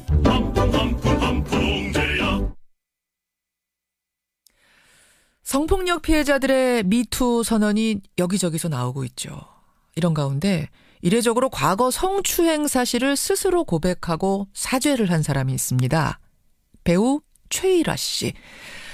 지금 맡고 있는 한국연극배우협회 이사장직, 세종대 교수직, 그리고 모든 드라마, 영화, 광고에서 하차하겠다. 이런 입장까지 내놓았는데요. 그런데 그 이후에 추가 폭로가 나왔습니다. 성추행이 전부가 아니다. 당신을 볼 때마다 피가 거꾸로 솟는 느낌이었다. 진정한 사죄를 하라. 이런 글이 SNS에 올라온 겁니다. 자, 어떤 얘기인지 이 피해 당사자께 직접 들어보죠. 최일화 씨와 같은 극단에서 배우로 활동했던 분이시네요. 본인의 요청으로 익명 또 음성 변조를 해서 연결한다는 점 여러분께 양해 부탁드립니다. 안녕하세요. 네, 안녕하세요. 극단에서 활동하셨던 게 언제쯤입니까? 91년도예요. 91년. 그럼 한 27년, 6년 네. 됐네요. 네네. 예. 지금은 극단 활동 안 하고 계시고요. 네, 안 합니다. 배우 최일화 씨. 25일에 한 언론하고 인터뷰를 하면서 성추행에 대해 사죄한다. 법의 심판을 받겠다. 이러면서 먼저 고백을 했습니다. 근데 그게 다가 아니다. 이런 글을 올리셨어요? 네, 그 성추행에 관련된 분은 저하고 다른 분이라고 생각을 합니다. 저는 또 다른 사건 성폭행인 거예요. 성폭행을 당하셨어요? 네. 아니, 그러니까 성폭력에는 말로 하는 성희롱이 있고 물리적인 접촉을 하는 성추행이 있고 네. 강제 성관계를 하는 성폭행이 있는데 네. 사실 다 성폭력이지만 성추행하고 성폭행은 아주 다른 차원이거든요. 네. 그게 지금 최일화 씨가 사죄한 건 성추행이었는데 지금 인터뷰하시는 분께서는 성폭행을 당하셨다고요? 네, 성폭행입니다. 어떤 일을 당하신 겁니까? 제가 대학교 졸업을 하고 신시라는 극단에 들어가서 극단 신시. 네, 극단 신시에 들어가서 애니깽이라는 작품을 했어요. 유명한 작품이잖아요. 네, 굉장히 유명한 작품이죠. 그렇죠. 연습을 하는데 그 최일화 씨가 제가 발성이 좀 안 된다고 그래서 한 일주일 정도 새벽에 발성 연습을 한다고 나오라고 하더라고요. 예. 그러다가 술을 한잔 하자. 그래서 저는 뭐 극단 선배고 아무 서스럼 없이 술을 했는데 거기서 저의 어떤 연기나 발성에 대해서 문제 지적을 하더라고요. 그런 얘기를 하고 밤도 깊었고 네가 술이 좀 취했으니 내가 집을 데려다 주겠다라고 하면서 집을 데려다 주는 과정에서 그런 성폭행이 이루어진 겁니다. 집을 데려다 주는 과정에서 성폭행이 이루어졌다? 근데 제가 굉장히 그 막차를 타고 또 아침에는 새벽에 첫 차를 타고 가는 그거를 한 일주일 이상 하다 보니까 굉장히 피곤한 상태였고 그래서 이 사람이 집을 데려다 준다기에 정말 아무 생각 없이 이 사람을 따라간 게 된 거죠. 네, 그러다가 제가 그때 취해서 잠이 들었어요. 잠이 들었는데 이상한 일이 일어나는 것 같은 느낌이 들어서 그러니까 제 몸을 만지는 느낌이 드는 거죠. 그랬더니 이 사람이 추행을 하고 있었던 거예요. 그때부터 제가 굉장히 강하게 저항을 하면서 뿌리치려고 했지만은 저는 그때 굉장히 힘이 없었고 마음먹고 달려드는 사람의 힘은 제가 어떻게 할 수가 없었습니다. 그렇죠. 저항을 강하게 하고 싫다는 의사표현을 했지만 강제 성폭행이 이루어진 거예요. 때가 지금 나이가 어린 나이라고 하셨어요. 네, 그때 24살이었어요. 갓 대학 졸업한 연극 배우. 네. 대선배한테 이런 일을 당한 후에 주변에는 못 알리셨던 거예요? 그때 당시 사회적인 분위기는 성폭행을 당했다는 거는 여자한테 굉장히 치명적인 거였어요. 물론이죠. 지금도 물론이죠. 그래서 누가 알까봐 굉장히 걱정이 많이 있었고 일단 무서웠고 두려웠고 아무런 머릿속에 대책도 없었고 뭐 지금에 와서는 사람들이 왜 그때 누구한테 알리지 않았냐라는 얘기를 했을 때 성폭행은 도저히 어느 누구한테 말을 할 수가 없었어요. 오히려 알까봐 두려웠었고 그래서 저는 일단 공연을 하는 도중이었기 때문에 아무렇지도 않은 상태에서 며칠 다시 극단을 나가게 된 거죠. 저는 지금 그 말이 너무 마음이 아프네요. 오히려 누가 알까봐 두려웠다. 네. 그래서 아무렇지도 않은 듯 그 다음 날도 극단에 가서 공연을 하고 며칠이 지났어요. 네. 며칠이 지나고 나서 최일화 씨가 또다시 사적으로 불러내서 저한테는 대선배였고 8살 이상으로 많은 선배였기 때문에 거절할 수 없고 그냥 따라 나가게 됐는데 며칠 지났는데 또 만나자. 네. 그래서 네. 며칠이 지나고 나서 최일화 씨가 또다시 사적으로 불러내서 저한테는 대선배였고 8살 이상으로 많은 선배였기 때문에 거절할 수 없고 그냥 따라 나가게 됐는데 며칠 지났는데 또 만나자. 네. 그래서 저도 일단은 그 부분에 있어서 얘기할 것도 있고 해서 만났는데 저를 데리고 가는데 이상한 또 골목으로 데리고 가길래 이상한 느낌이 들어서 저 싫다고 하니까 손목을 붙들고 끌고 가더라고요. 그래서 제가 손을 뿌리치고 소리를 지르면서 울면서 이러지 말라고 그랬더니 그 순간에 얼굴을 때렸어요. 그래서 제가 길바닥에 쓰러졌어요. 쓰러지고 나선 어떻게 했습니까? 그랬더니 이 사람이 주변을 의식하더니 저를 데리고 차를 마시는 곳으로 데리고 왔어요. 근데 저는 그냥 무섭고 이 사람이 왜 나한테 이러는지 울기만 했었어요. 그리고 제발 이러지 말라고. 다시는 나를 불러내지도 말고 내 앞에 나타나지도 말라고. 그러면 그 차 마시러 가가지고 뭐 사과를 한다든지 미안하다 이런 말이 전혀 없었던 거예요? 그냥 울지 마라. 울지 마라가 사과는 아니잖아요. 네. 잘못했다 막 이렇게 빌고 이런 상황은 아니었어요. 그러니까 사실은 지금 보면은 두 번째 뭔가 시도를 하려다가 그게 막혔고 네. 그랬던 것 같아요. 좀 당황하는 상황에서 그러니까 사과를 하려는 게 아니라 뭔가 울지 마라 그런 일이 있었군요. 자, 그 후에도 네. 다시 항의를 한다거나 사과를 요구하거나 이렇게는 못 해보셨어요? 그래서 그리고 나서 이제 극단을 나가지 않았어요. 왜냐하면 너무 무섭고 두려웠기 때문에. 그 길로 그냥 연극계를 떠나신 거예요? 네. 그러다가 제가 너무 억울한 것 같아서 그 사람의 입장이라도 들어보고 싶어서 그 사람이 공연하는 곳에 잠깐 들렸어요. 근데 그 사람이 한번 저를 쳐다보더라고요. 그리고 쳐다보는 순간 그 사람의 표정에서 그냥 무표정을 읽고 그냥 나왔어요, 저는. 아니, 이 연극계를 떠난, 자신 때문에 연극계를 떠났다는 걸 지금 이분은, 이 최일아 씨는 알았을 거 아니에요? 느낌으로? 글쎄요, 저는 그것 때문에 저의 꿈이 그 길로 완전히 사라졌잖아요. 그러니까. 그게 그 사람한테 제가 굉장히 분노를 느끼는 부분이에요. 그러니까 피워보지도 못하고 그 일 때문에 꺾여버린 꿈인데. 네. 지금 20년이 넘도록 그 고통을 그럼 혼자만 알고 사과도 못 받고 이렇게 지내오신 거예요. 네. 자, 그런 최일아 씨가 이 글 올라오기 전에 먼저 고백을 했습니다. 이 뉴스를 보면서 어떤 생각이 드셨길래 이런 글을 올리게 되신 거예요?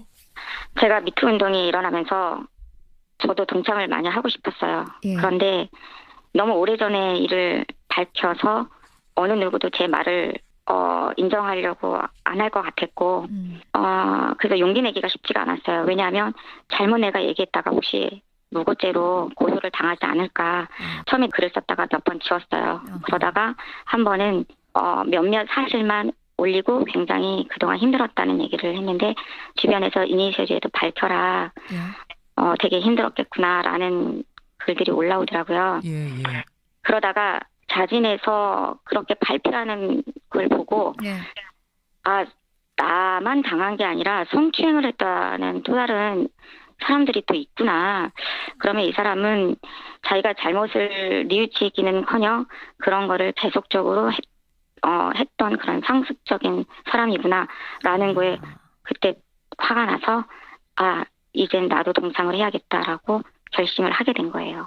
그러니까 나의 성폭행 말고 성추행도 또 있었는 모양이구나. 네. 상습적인 어떤 이런 성추행, 성폭행을 계속 저질러 왔구나라는 생각이 드니까 더 괘씸한 생각이 드셨고. 네.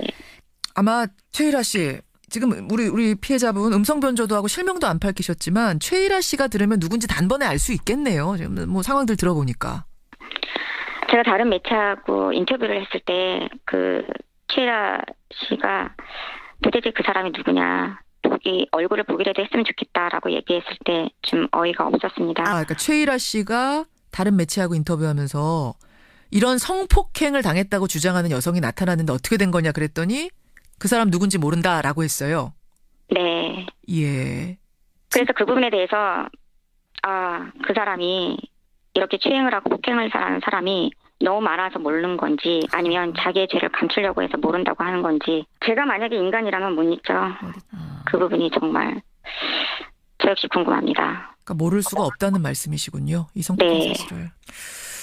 알겠습니다. 지금 최일아 씨가 법의 심판을 난 받겠다 이렇게 얘기를 했지만 2013년 이전에 일어난 일들에 대해서는 이게 물을 수가 없습니다.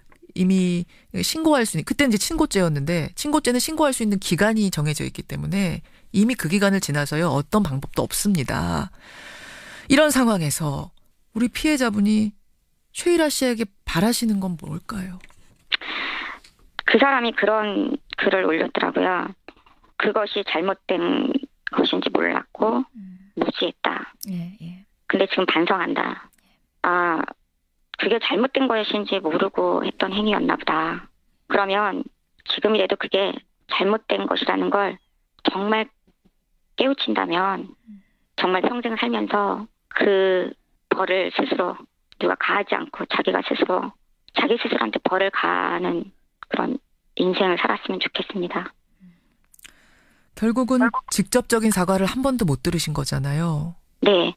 설령 그 사람이 정말 내가 진심으로 반성하고 사과한다고 해도 지금은 그 사람이 어떤 말을 해도 진심으로 여겨지지도 않을 것 같습니다. 네. 알겠습니다. 무슨 말씀이신지 그 심정 알겠습니다. 네. 이 부분은 제가 공개를 해도 되는지 모르겠습니다만 지금 투병 중이시라고 들었어요. 네. 그냥 계속적으로 검사받고 치료받고 있는 중이고 또 유방암이라는 건 완치가 없는 병이에요. 유방암 앓고 계세요. 네. 그래서 뭐 큰 고비 이런 거는 넘긴 상태고 그렇게 나쁜 상태는 아닙니다. 네. 예. 아, 그 일이 있은 후에 정신과 치료도 받으셨다고 제가 들었고. 네. 지금 또 투병 생활 중이시고. 네. 이런 것들이 다 혹시 그 일 때문은 아니냐라는 뭐 이런 너무나 큰 트라우마를 평생 안고 살고 계시는 거네요. 저는 내 인생이 그 일 때문에 완전히 바뀌었다고 생각을 합니다. 인생이. 예. 저는 정말 연극 배우가 되고 싶었고 제 꿈도 있었는데 그 꿈도 사라졌고 제가 잘못한 것도 없는데도 저 자신한테 굉장히 죄책감을 느끼고 살았고 이게 제가 음성 변조를 요구한 것도 이게 그날 폭행이었다면 음성 변조를 안 하겠지만 성폭행이라는 건 여자한테는 굉장한 치명타이거든요. 아직은. 네. 저는 잘못이 없었는데 저한테 자꾸 책임을 물으려고 하는 거죠. 아, 힘내시고요. 힘내시고요. 네.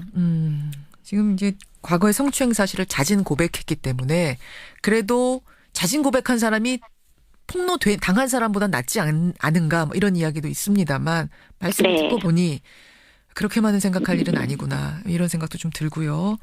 아, 도대체 미투 운동 도대체 이 우리 사회의 성폭력이 어느 정도였는지를 다시 한번 생각하게 되는 계기네요. 고맙습니다. 네, 감사합니다. 네.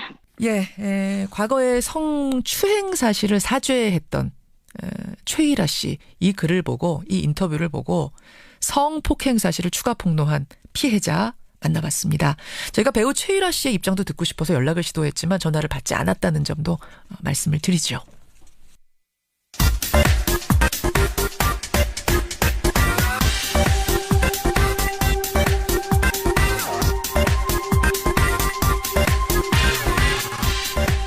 분위기를 좀 바꿔보겠습니다. 미국엔 나스닥, 우리나라엔 코스닥이 있다면 뉴스쇼에는 뉴스닥이 있죠.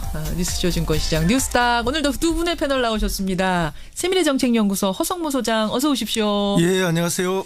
소장님 오늘은 어떻게 다시 점퍼 입고 오셨네. 양복 벗으시고. 예, 오늘은 이제 서울 생활 정리하고 이삿짐을 빼가는 날입니다. 이사간 날이세요 오늘? 예. 창원으로 가세요? 예. 이삿 날 지금 들리신 거예요? 그렇습니다. 이사 잘하시고요. 이준석 위원장 바른미래당 아직 이름이 좀 잘 안 붙어. 바른미래당 노원병 당협위원장 어서 오십시오. 네, 안녕하세요. 잘 지내셨어요? 예, 저도 바른미래당 이게 입에 안 익어가지고 가서 인사할 때마다 바른정당 이렇게 하고 이게 직책도 보니까 직책은 저희가 국민의당식을 약간 따르기로 해서 당협위원장은 지역위원장이더라고요. 아, 이름 바뀌었어요? 똑같은 건데 사실상 완전 똑같은 건데 이름을 국민의당식으로 가더라고 이거는. 그래서 지역위원장으로 바뀌었어요. 자, 그럼 다시 저희도 원고 정리하겠습니다. 바른미래당 이준석 지역위원장. 그래요. 두 분 오늘 퀴즈부터 좀 제가 내고 시작할게요. 갑자기 내는 퀴즈인데 두 분이 맞추실 수 있을까? 잠깐만. 평창올림픽 끝났습니다. 이제 패럴림픽이 남았습니다. 자, 패럴림픽 몇 월 며칠에 시작할까요? 두 분 다? 여러분 아세요? 패럴림픽 몇 월 며칠에 한다는 건 아는데 몇 월 며칠인지 정확히 아세요? 저는 정확한 시작 날짜는 모르겠어요. 찍어보세요, 소장님. 글쎄, 찍기도 매우. 이거 이미지에 이거 한 일주일 있다 할 것 같은데. 일주일 있다? 네. 오늘 며칠이요? 일주일 아니에요. 2월 27일이니까 오늘이 3월 6일, 7일? 야, 여러분도 헷갈리시죠? 가까이 이제 할 때가 됐는데 정확히 며칠인지 3월 9일입니다. 9일. 다음 주 금요일. 그래서 저는 이게 참 아쉬웠던 게 뭐냐면은 저는 예, 3월 이제 9일인데 예. 원래 올림픽 IOC에서 올림픽을 하잖아요. 그렇죠.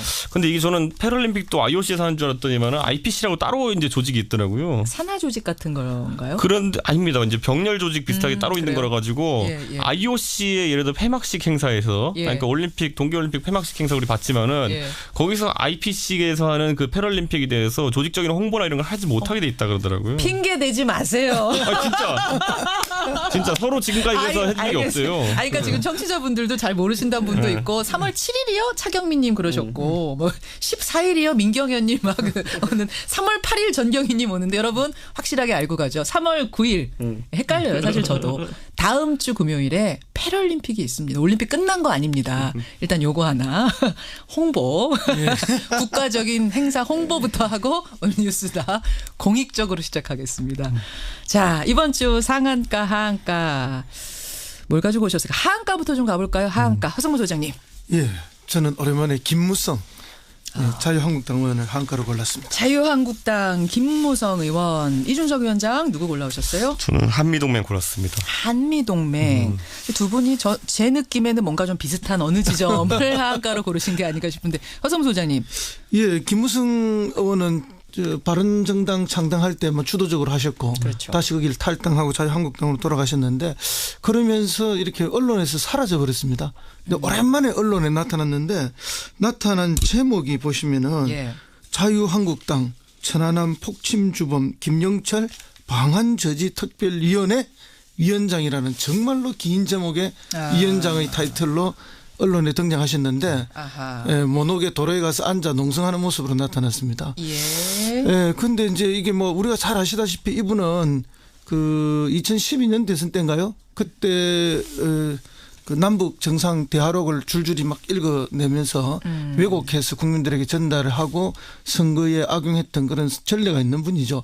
이분이 이제 그 자유한국당 과거에 한나라당을 탈당해서 자유한국당 갈 때는 새누리당 탈당해서 갈 때는 뭐 따뜻한 보수, 합리적 보수, 개혁적 보수를 표명하면서 바른정당으로 갔는데 투항해버렸고 그런 말은 온데간데 없고 지금 위기에 처하니까 오로지 이념 공세로 지금 이제 자신들의 정치적 위기를 모색하기 탈출하기 위해서 이런 것이 아닌가. 물론 뭐 안보를 팔고는 있습니다만은 그럼 본인도 2014년에 사실은 김영철 만나서 웃으면서 악수하고 회담했지 않습니까? 왜 그때는 체포하지 않고 그때는 총살시키지 않았는지 한번 물어보고 싶습니다. 왜 그때는 사살하지 않아 놓고 지금 사살이란 단어가 나왔잖아요. 자유한국당 그렇죠. 측에서. 이번에는 사살해야 된다라고 말을 하느냐. 이런 사실은 좀 과격한 단어까지 쓰는 그때와 지금의 다른 점은 뭐냐. 그때는 맞고 지금은 틀리는 것이냐. 그때가 2014년이었죠. 2014년이죠. 14년. 그래서 그때 상황 지금 상황 물론 상황은 조금씩 다를 수 있지만 근본적으로는 내가 하면은 안보적 행동이고 내가 하면은 훌륭한 일이고 남이 하면은 뭐 나라 팔아먹는 거고 안보를 해치는 것이고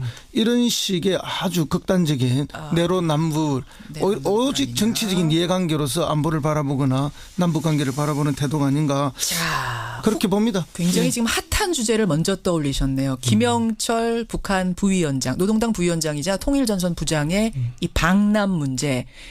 이준석 위원장 제가 알기로는 정반대 의견을 가지고 계신 분이죠. 그렇죠. 사실 저는 2014년이랑 2018년은 좀 다르긴 다르다라는 생각을 하고요. 2014년에는 뭐 군사 당국자 회담에 나온 거니까 거기서 뭐 우리가 그를 인정하고 말고 할 게 아니라 상대 쪽에서 이제 회담 보냈을 때 판문점의 중립지대에서 이제 만난 거기 때문에 저는 뭐 그거랑 지금 이제 와서 환대를 받는 상황이랑 좀 다르다라고 할 수 있을 것 같고요. 근데 일단 입장을 좀 정확히 확인할게요. 이준석 위원장 그러면은 김영철 이번에 대표단으로 오는 거 폐막식 오는 거 막았어야 된다 이쪽이신 거예요. 막다기보다는 북한의 의도를 좀 의심하게 되는 거죠. 그러니까 왜 하필이면은 논란이 있는 인물을 보내느냐. 왜냐하면 북한도 제가 지난번에도 한번 얘기한 것 같은데 북한이 지금까지와는 다르게 좀 잘해보려고 한다라는 인상을 좀 받았거든요. 그러니까 김여정 오고 뭐 이렇게 사는 걸 보면서. 근데 잘해보려고 한다라고 평가를 하려고 하는데 굉장히 뭔가 자극적인 인물이 내려왔다는 게 특히 천안함에 대해 가지고 이제 논란이 있는 인물이라는 게 저는 북한이 왜 이런 선택을 하지라는 생각을 좀 하게 됐습니다. 굳이 왜 김영철인가? 그러니까 대화를 할 때 있어가지고 상대방을 자극하지 않는 메신저를 보내는 것도 굉장히 중요한데 예를 들어 뭐 똑같은 얘기를 했을 때 지금 예를 들어 뭐 자유한국당 쪽에서 바른미래당에 뭔가 사절을 보내면서 예를 들어 뭐 과거에 바른정당에서 넘어간 분들 이런 분들 다시 보낸다면은 뭐 하자는 거냐 이렇게 나올 수밖에 없는 거거든요. 굳이 왜 그 사람? 왜 하필이면 그 사람이 와가지고 우리한테 얘기하냐라고 하는 거거든요. 이게 딱 맞는 비유인지는 모르겠습니다만 허 소장님. 제가 볼 때 전혀 잘못된 비유고요. 오히려 긍정적인 측면으로 우리가 봐야 될 게 예. 북한에도 강경파와 온건파가 있습니다. 우리 대한민국에도 뭐 강경파, 온건파가 있고 또 비둘기파, 매파 뭐 있죠. 다양한 또 의견이 있지만 예. 어쨌든 이제 군사적인 문제가 중심적인 의제가 될 수밖에 없고 그 중에서도 뭐 핵 동결, 핵 폐기 뭐 이런 것들이 이야기될 수밖에 없는 상황에서 예. 북한 내에 가장 강경파고 군부 실세들이 사실은 당사자로 오는 게 오히려 회담하기에 나는 더 낫다고 봅니다. 아, 강경파 당사자 실세가 온 것이 남북정상회담, 북미회담 푸는데 오히려 더 이득인 것이다. 그렇습니다. 왜냐하면은 북한 내에 뭐 비둘기파들이 오거나 온건파들이 예, 예. 왔다면은 우리 자극 덜할 사람이 여기서 왔다면 뭐 이야기가 돌아가서 북한 내부에 가서 깨어지는 경우가 많잖아요. 먹히겠느냐. 예, 거기서. 그렇게 되면 오히려 회담의 실효성이 떨어집니다. 물론 북한이라는 체제 자체가 예. 김정은 뭐 그 이전에 죽은 자기 아버지 김정일 이 사람들이 뭐 다 결정 내리는 거지만 예. 그렇더라 하더라도 이제 내부의 강경파, 온건파는 항상 있기 마련인데 최고의 강경파들이 와서 차라리 회담을 하고 어떤 결과를 내면은 그것이 북한 내에서 오히려 관철되는데 더 낫다는 것이죠. 그런데 이제 강경파라고 하는 것은 강경파라는 입장이 강경하다 이외에 경직성이 있다라는 것을 의미하는 것도 있기 때문에 전 세계에서 어떤 협상하더라도 협상을 할 때 의지가 있다고 하면 강경파를 보내지는 않습니다. 대부분 보통 뭐 직업 외교관이라는 유화파를 보내게 되지. 우리도 뭐 예를 들어 회담하는 데 있어가지고 예. 예를 들어 박근혜 정부를 만약 치환해서 본다면은 예. 예를 들어 대북 협상하는 데 있어서 뭐 김관진 장관 같은 강골 부인을 보내 협상한다는 건 사실 좀 이해가 안 가는 근데 상황이거든요. 이번에는 이례적으로 외교상도 같이 왔어요. 같이 왔죠. 네, 그게 같이 굉장히 좀 주목받는 부분이었거든요. 김영철이 상징하는 지금 사실상 최고 단장급으로 왔는데 예. 상징하는 인사가 그 사람이 이제 상징하는 의미는 결국 강경파라는 거 아까 허 선생님 말씀한 예. 것처럼 그렇다면 경직성을 띌 수밖에 없는 것이고 이번에 대통령께서 어쨌든 뭐 회담하면서 비핵화에 대한 부분을 언급했다고 하기 때문에 저는 최소한의 그거는 다행이라고 생각하지만은 예. 김영철이 그에 대해 가지고 가타부타 말이 없는 거 뭐 어쩔 수 없는 거겠지만 입장 변화가 없다는 것을 의미하기 때문에 저는 김영철이 아까 말했던 것처럼 뭐 협상의 유연성을 주기에 가져온 사람은 아니다. 결국에는 경직성을 그대로 노출시키기 위해서 온 사람이지. 자, 이 부분에서도 지금 해석이 갈리는 거예요. 어제 문재인 대통령 그제군요. 만났을 때 비핵화에 대한 얘기를 하자 김영철이 북미 대화에 충분한 의지가 있다라고 답했다라는 게 지금 청와대 발표입니다. 예. 이것을 두고 그냥 원론적인 차원일 뿐이다라는 게 이준석 위원장의 그렇죠. 실제로 얘기고. 미국이 원하는 정도의 어쨌든 선제적인 어떤 방안이 나오지 않는 한 별로 의미가 없다라는 미국이 안 받을 말씀이신 거고. 거거든요. 그렇게 하는 거는. 자, 허 소장님 아까 정동영 의원은 충분한 의지가 있다. 이거는 상당히 변화된 거다라는 해석 그렇습니다. 어느 쪽이세요? 이 사람이 내려온 것 자체가 상당한 변화의 의지를 갖고 온 거라고 저는 그런 상징성이 오히려 있다. 뭐 강경성을 유지하고 판을 깨려고 온 게 아닙니다. 판을 깨려면 오지도 않죠. 이제 그런 면으로 하나 볼 수가 있는 것이고요. 그다음에 이제 이렇게 뒤에 이제 실무자들이 외교 실무자들이 따라오지 않았습니까? 예, 예. 이제 이것은 사실은 이제 물 밑에서 아주 활발한 실무 접촉이 있을 거다. 저는 그렇게 보는 거죠. 그러니까 지금 뭐 예, 전제로 예. 핵 폐기를 또는 핵 동결을 바로 비핵화를 선언해야만 대화를 할 수 있다. 그건 대화가 아니에요. 그렇지 않습니까?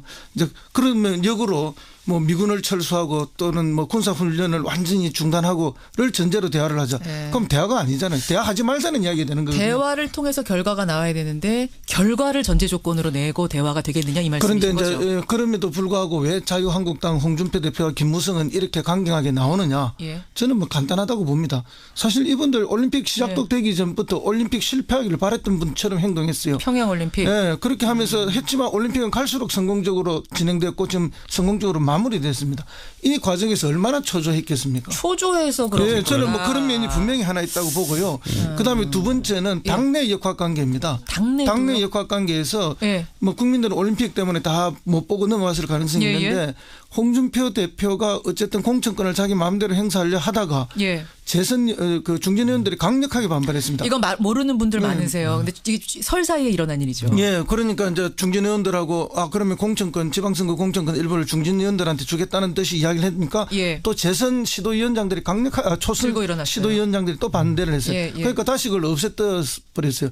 이렇게 내부에서 엄청난 그 공천권을 둘러싼 그 리더십이 흔들렸습니다. 이제 이런 과정들에서 밖으로 이걸 돌려야 되거든요. 그러니까 이제 강경한 투쟁으로 지금 나왔다고 봅니다. 요 내부 온 도로에 쓰레기를 그렇게 버려놓고 가는 정도의. 일단 내부에 어떤 헤게모니가 있다는 얘기는 동의하세요? 저는 뭐 자유한국당 내에서 당연히 그거야 뭐 당내 정치를 위해 쓰는 면도 있었지만은 저는 이번에 저는 북한의 태도 변화를 본 데 있어가지고 우리가 해석한 거 말고 좀 그냥 노동신문 가끔 봅니다. 보면은. 근데 23일, 25일 북한이 뭐라 그랬냐면요. 절대적으로 핵무력을 완성하겠다 그랬어요. 그렇기 때문에 23, 25일 동안에 과연 북한의 어떤 사정 때문에 그런 말을 하게 된지 모르겠지만은 어쨌든 핵무력을 완성하겠다는 입장이 변화하지 않은 상황 속에서 저는 이번에 평창올림픽 끝나고 나서 미국의 압박 수위와 또 그에 따른 지금까지 미국이 압박하면 할수록 북한 항상 대응 조치로서 핵실험이나 아니면 미사일 실험 해왔거든요. 어떻게 태도적인 변화할지 한번 봐야 될 것 같습니다. 저는. 봐야 될 것 같다. 오늘 그러니까 한미동맹 골라온 것도 결국 이 얘기하시는 거였죠? 그렇죠. 이 얘기하기 사실 위해서 한미동맹이 굉장히 위험한 상태에 도달했다. 아니냐. 특히 이번에 제가 알고 있는 바로는 지난 11월에 이미 이 한미 연합 군사훈련을 연기시키면서 3월 중에 훈련을 재개하기로 이제 사실상 내 일정이 합의됐다라고 제가 알고 있는데 그랬을 때 과연 이번에 그 정부에서 이 일정 그대로 가자고 할지 아니면은 한미 정상회담 및 여러 가지 이유를 들어서 한 번 더 연기하자고 할지에 따라 가지고 미국의 태도가 아주 크게 변할 수 있다라는 얘기가 나오고 있습니다. 알겠습니다. 허 소장님 마지막 한마디 하한가 덧붙일 말씀 있으세요? 뭐 저건 김무성 의원은 다시 국민들 앞에 화면 속에서 이렇게 드러내는데 너무 못난 모습으로 나와서 안타깝다는 말씀을 드리고요. 그리고 한미동맹에 대해서 걱정들을 많이 하시는데 한미동맹은 걱정하실 필요가 없다. 왜요? 네.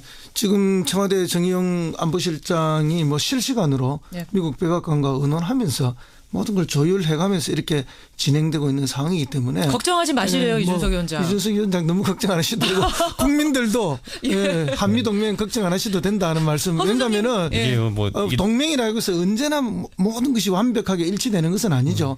약간의 간극이 있을 수도 있고 지향점이 다를 수도 있고 그걸 언제나 맞추고 조절해가면서 하는 건데 오히려 미국은 더 강경한 모습을 보이고 대한민국은 어쨌든 중재를 위해서는 이런 모습들도 사실은 저는 뭐 한미 간의 긴밀한 협조 속에서 진행되는 거라고 그렇게 보고 있습니다. 지금 다 되고 있는 거다. 내 손은 약손이다 하면 이게 배가 안 된 상황은 아니고 이게 보면은 결국에는 희망 고문이 아니라 지금은 현실을 봐야 되는데 결국에는 북한의 태도 변화가 무엇을 비롯되었냐에 대해서 약간 이견이 있을 수 있겠지만은 지금의 대북 압박 모드라는 것이 상당한 수준까지 올라와 있기 때문에 아시다시피 지금 캐나다 잠수함이 처음으로 태평양을 건너가지고 우리 근해에서 활동하고 있습니다. 그 정도로 선박 수색 및인데 차단 활동을 하고 있는 것인데 북한 선박에 대해서. 그렇죠. 캐나다 잠수함은 지금까지 태평양 건너 출동한 적이 없습니다. 제재를 좀 강화한다는 거잖아요. 거잖아요. 그런 상황 속에서 북한이 고육지책으로 이런 유화책을 내보내는 것인지 아니면 진심으로 올림픽에 와가지고 동화된 것인지에 대해 가지고 저는 전자에 가깝다 보거든요. 알겠습니다. 그러니까 상황 판단이 지금 이렇게 다른 거예요. 아니 그 누구나 전자에 가깝다고 볼 겁니다. 저도 전자에 가깝다고 봅니다. 북한이 무슨 뭐 진정으로 올림픽 정신으로 뭘 하자. 그러니까 진정성이 없어요. 그러니까. 그럼에도 불구하고 북한은 그렇게 할 필요가 있는 거죠. 절박한 현실적. 그러니까 우리는 실리를 취하자 이 말씀이신 걸로 모든 것은 뭐 선의로 다 되는 게 없습니다. 알겠습니다. 현실로 하는 거지. 지금 청취자 문자도 청취자들 사이에 불이 붙었습니다. 불이 붙어서 지금 논의를 하고 계시는데 좋습니다. 뭐 이야기는 사실은 쉬운 문제가 아니어서 여기까지 일단 하한가 보고요. 상한가 가보죠. 상한가. 이준석 위원장. 저는 이번에 또 똑같은 맥락에서 이번에 서훈 국정원장을 상한가로 골랐습니다. 서훈 국정원장 저는 왠지 알겠네요. 아까 정동영 의원도 서훈 국정원장이 특사로 갔으면 좋겠다 했는데 그렇죠. 그래서 부르신 거예요? 아무래도 임종석 실장이 처음에 많은 역할을 할 것이다 드러나는. 그런데 이제 가면 갈수록 임종석 실장 같은 경우에는 또 보수층에서 보았을 때 불편할 수 있는 부분이 있기 때문에 서훈 국정원장이 이번에 뭐 김영철과의 뭐 접선을 사실상 했을 거라든 보고요. 그러니까 아니면 서울 국정원장의 지령을 받아서 어떤 분들이 했을 거라 보고요. 지금 실제로 남북 정상회담의 실무를 지난번에 맡았던 분이기 때문에 어쨌든 남북 정상회담 제안이 서로 오간 상황 속에서 제 생각에는 상당한 역할을 하게 될 것이고 과거에 뭐 정보기관에서 이런 걸 담당해서 했던 일들이 있지 않습니까? 그래서 이우락 부장태도 그랬고 김만복 원장 같은 경우에도 실제로 노무현 대통령 때 이런 일을 담당했던 적이 있기 때문에 이번에는 아마 정보기관이 좀 앞장서는 상황이 나오지 않을까. 결국 서훈 국정원장이 될 거다. 임종석 실장 이름이 사실 많이 오르내렸는데 허성무 소장님은 어떻게 보세요? 임종석이냐 서훈이냐? 저도 서훈으로 가는 것이 더 맞다고 봅니다. 왜냐하면 왜요? 뭐 이것은 굉장히 내밀한 정보와 판단과 뭐 이렇게 채널을 가지고 움직이는 거기 때문에 더 적합한 분 그리고 오랫동안 이 일을 해왔던 사람이 맞다고 생각하고요. 물론 정치적 상징성은 뭐 임종석 비서실장이 크겠죠. 그런데 거꾸로 그 상징성 때문에 좀 부담스러운 부분이 있을 수 있습니다. 오히려 운동권 출신이라는 것도 국민 여론에 좀 부담이 될 수 있고 그렇죠. 보수 진영 자극할 또 수도 있다. 보수 진영이 그걸 악용을 많이 하지 않습니까? 여러 가지로 봤을 때 서훈 국정원장 두 분 다 동의. 저는 그렇습니다. 저는 그리고 서훈 국정원장 같은 경우에는 지금까지 대북 교섭함에 있어가지고 제가 봤을 때 크게 이제 뭐 예를 들어 굴종적인 태도를 보인다든지 보수층에서 우려하는 그런 사안들이 좀 눈에 띄지 않은 인물이었기 때문에 아무래도 정보 업무를 바탕으로 해서 이제 하시는 거기 때문에 조금은 좀 느낌이 다릅니다. 아니, 제가 표현 하나 때문에 꼭 말씀을 드려야 되겠는데요. 뭐 어떤 표현 걸리셨어요? 이 굴종적 태도라는데 북한의 굴종적 태도를 보이는 대한민국 사람 누가 있습니까? 아니요, 이번에 솔직히 말씀드리면 이번에 김영철 왔을 때 예를 들어 제가 그럼 깨어놓고 통일부 관계자나 이런 분들 같은 경우에는 뭐 90도 인사하고 이런 것들 뭐 물론 아주 작은 부분일 수 있겠지만 90도 인사가 굴종적이다. 90도 인사인 사람은 없고 제가 그 사진이 막 다니는데 사진 보니까 한 35도 정도 인사했더라고요. 했는데 이게 어떻게 35도입니까? 그런 걸 90도 하면서 자, 제가 사진 나중에 다시 한번 판독해보고 35도인지 60도인지 90도인지 보겠습니다. 최소 70도입니다. 그리고 아니 근데 90도로 인사했다고 하더라도 그게 무슨 또 이게 굴종적인가요? 손님이 온 거에 대해서 맞이하는 거지. 우리가 매너 차원에서 인사했다 이렇게 또 봐줄 수는 없는 거예요. 옛날에 김장수 장관 지금은 또 아니라 그러지만 꼿꼿장수라고 추켜 세웠던 게 바로 지금의 집권 세력입니다. 집권 세력이 그 추켜 세웠던 게 아니고 꼿꼿장수라고 일본 김장수. 네티즌들이 한 거지. 일본 네티즌들이 한 거다. 두 분이 이거 가지고 이렇게 싸우실 줄은 몰랐는데. 그러니까 지나치게 어떤 단어 한두 개를 가지고 그 전체를 덮어씌우게 하고 그 프레임으로 이렇게 규정하려고 하는 이런 거에 우리의 미래를 밝게 하지 않는다. 그것이 오히려 우리 남쪽 내 남남 갈등만 일으키는 거다. 조금 대승적으로 보자. 그런 말씀이신 거고 이준석 위원장 뭐 대승적으로 보는 건 좋죠. 하지만 또 굴종적으로 보수가 보기에는 그런 것도 있다는 걸 감안해라. 아니, 저는 그 대승적이라는 표현이 예를 들어 기분이 불편하실 수 있는 분들이 내가 이걸 이해해 주마 하면서 하는 게 대승적인 거지. 이번에 대승적이라는 표현은요. 김영철 오는 거에 대해 가지고 정부에서 뭐라 발표했냐면요.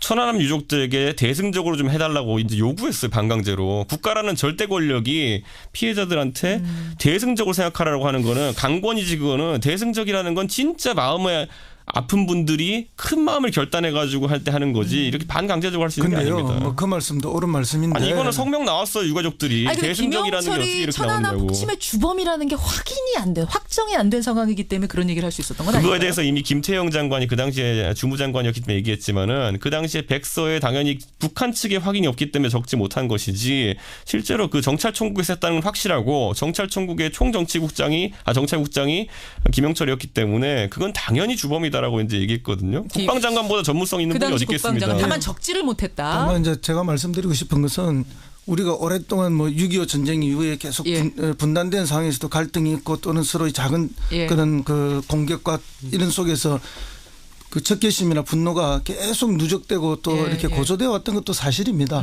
또 그런 것 때문에 우리 국민들 대다수가 북한에 대해서 뭐 아주 분노하고 있고 적개심을 가지고 있는 것도 지금 사실인데 그렇다고 해서 그것만 자꾸 강조해서 그러면 남북 관계를 망가뜨린 상태로 물론 북한이 더 우선적으로 망가뜨리는 게 많지만 이렇게 가는 것만이 옳은 것인가. 그럴 때 대승적으로 우리가 더 나은 미래를 위해서 여러 가지 판단을 해야 된다는 거죠.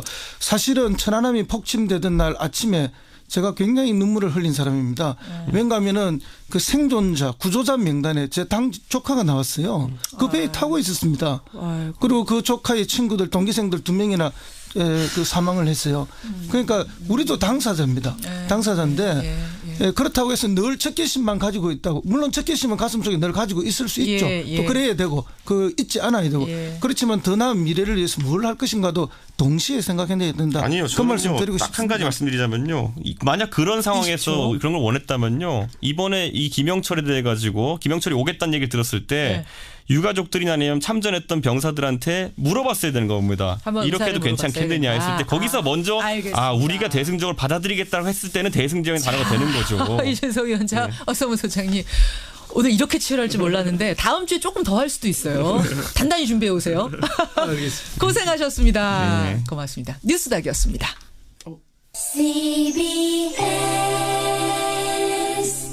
자, 이거 무지하게 중요하다. 꼭 암기. 오케이? 네. 이렇게 지식만 외운 우리 아이들은 정작 인생이란 시험을 만나 힘겨워했습니다. 이제 아이들은 교실 안에서 세상을 살아가는 지혜를 배웁니다. 모든 아이들이 행복한 미래를 꿈꾸는 교육혁신, 세상을 이해하고 자신을 공부하는 자유학기 수업을 통해 꼭 만들겠습니다. 중학교 자유학기에서 자유학년으로 나를 공부하자. 저는 부총리 겸 교육부 장관 김상권입니다. 이 캠페인은 교육부와 한국과학창의재단이 함께합니다.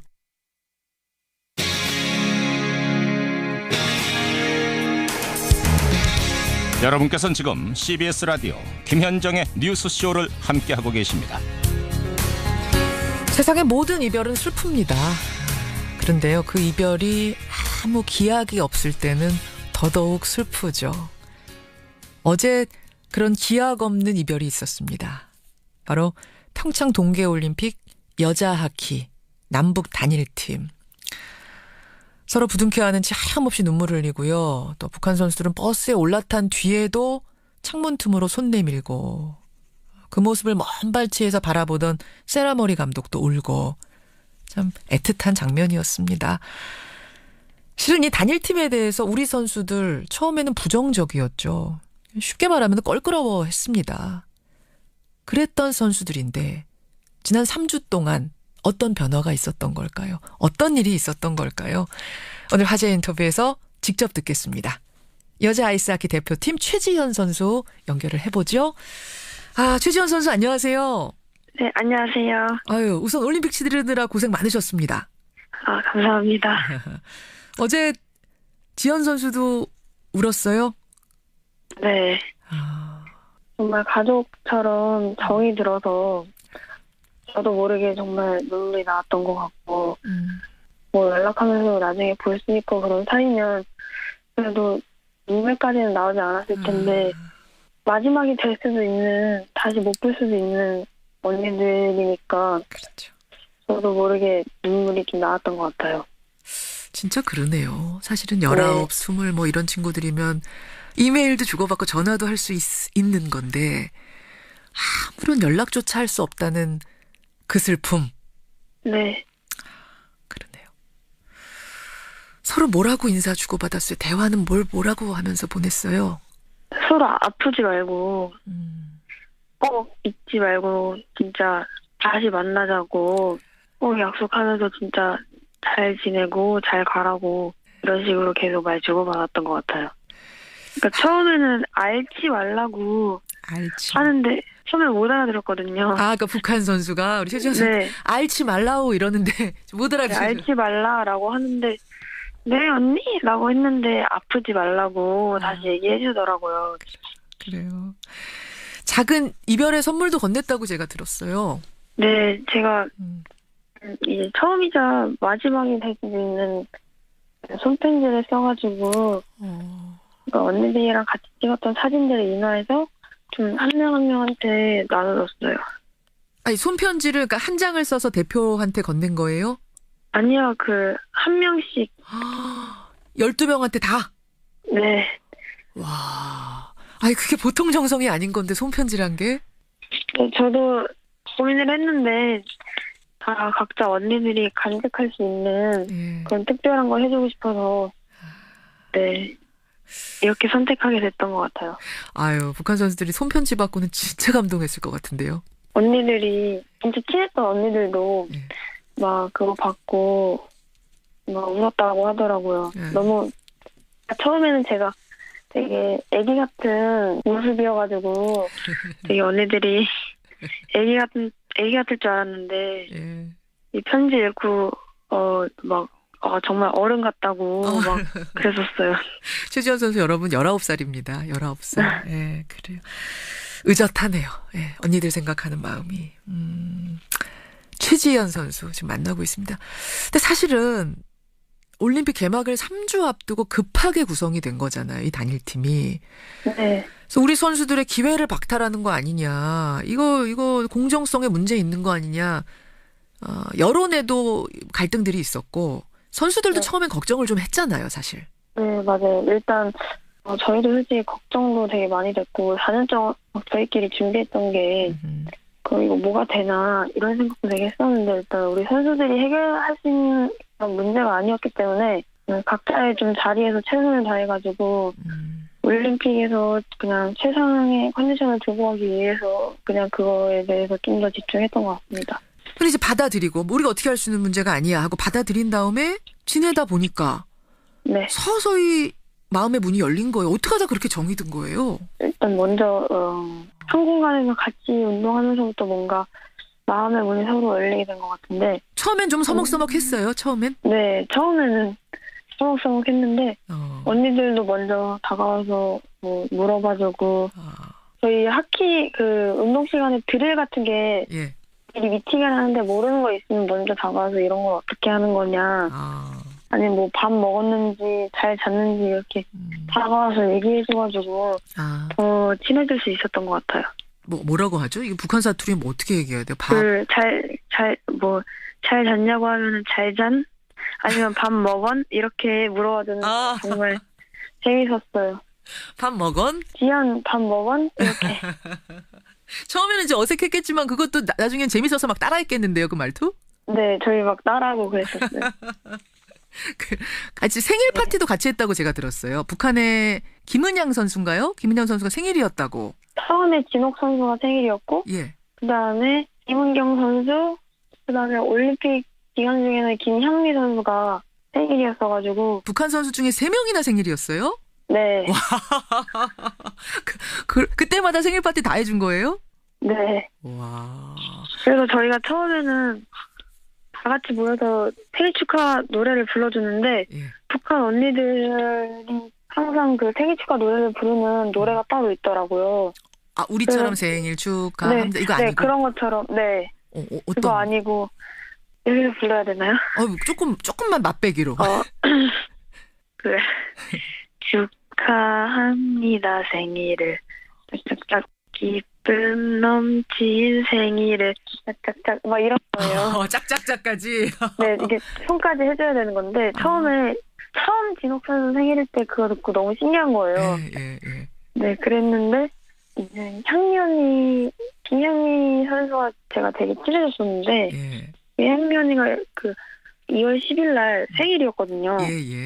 그래서 향미 언니가 나 생일 때 그 우리 북한 생일 노래로 불러달라고 지연 선수한테. 네, 그래가지고 언니들한테 막 충금 언니나 다른 언니들한테 막 노래 배우고 해가지고 생일날 불러줬던 게 기억이 나네요. 야, 애틋하네요. 서로 생일 노래 불러주고 박수치고 그러면 안 친해질 수가 없었겠어요. 네. 근데 1승이라도 거뒀으면 더 좋았을 텐데 사실은 오전 5패라서 괜찮아요. 맞아요.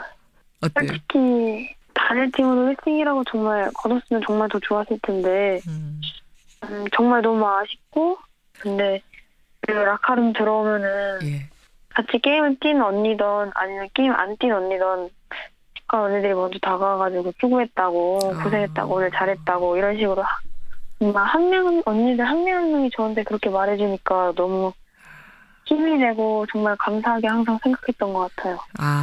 그럼 어떻게 보면은 1승보다 더 값진 걸 얻은 셈이네요. 최지연 선수 인생에서. 네, 맞아요. 그렇죠. 제일 친했던 사람 누구예요? 먼저 황충금 선수랑 김향미 선수랑 제일 친했던 것 같아요. 저쪽 북녘을 향해서 두 언니 부르면서 한마디, 못다한 한마디 하시겠어요? 충금 언니, 향미 언니, 너무 보고 싶고, 좀, 정말 많이 슬픈데, 언니들이 항상 잘 지내고, 아프지 않고, 행복하게 살았으면 좋겠고, 항상 저를 생각해주고 정말 잊지 않았으면 좋겠어요. 그리고 꼭 다시 만나서 아이스하키도 같이 하고 밥도 같이 먹고 다시 정말 가족처럼 장난도 치고 그랬으면 좋겠어요. 꼭 만났으면 좋겠어요, 언니들. 네. 그래요. 저도 꼭 다시 이 팀이 모여서 충금이 언니, 향미 언니 다 모여서 이번에 못다한 1승 그거 해야지요, 지연 선수. 네, 꼭 하고 싶어요. 꼭 하고 싶어요. 네. 우리 최지연 선수 우리 학기팀의 루키입니다, 여러분. 슈퍼 루키입니다. 고생 많았고 앞으로도 우리 학크의 대들보가 돼주시고요. 네. 꼭 북한 선수들 만나시기를 그날이 오기를 저도 기원하겠습니다. 네, 감사합니다. 고맙습니다. 네.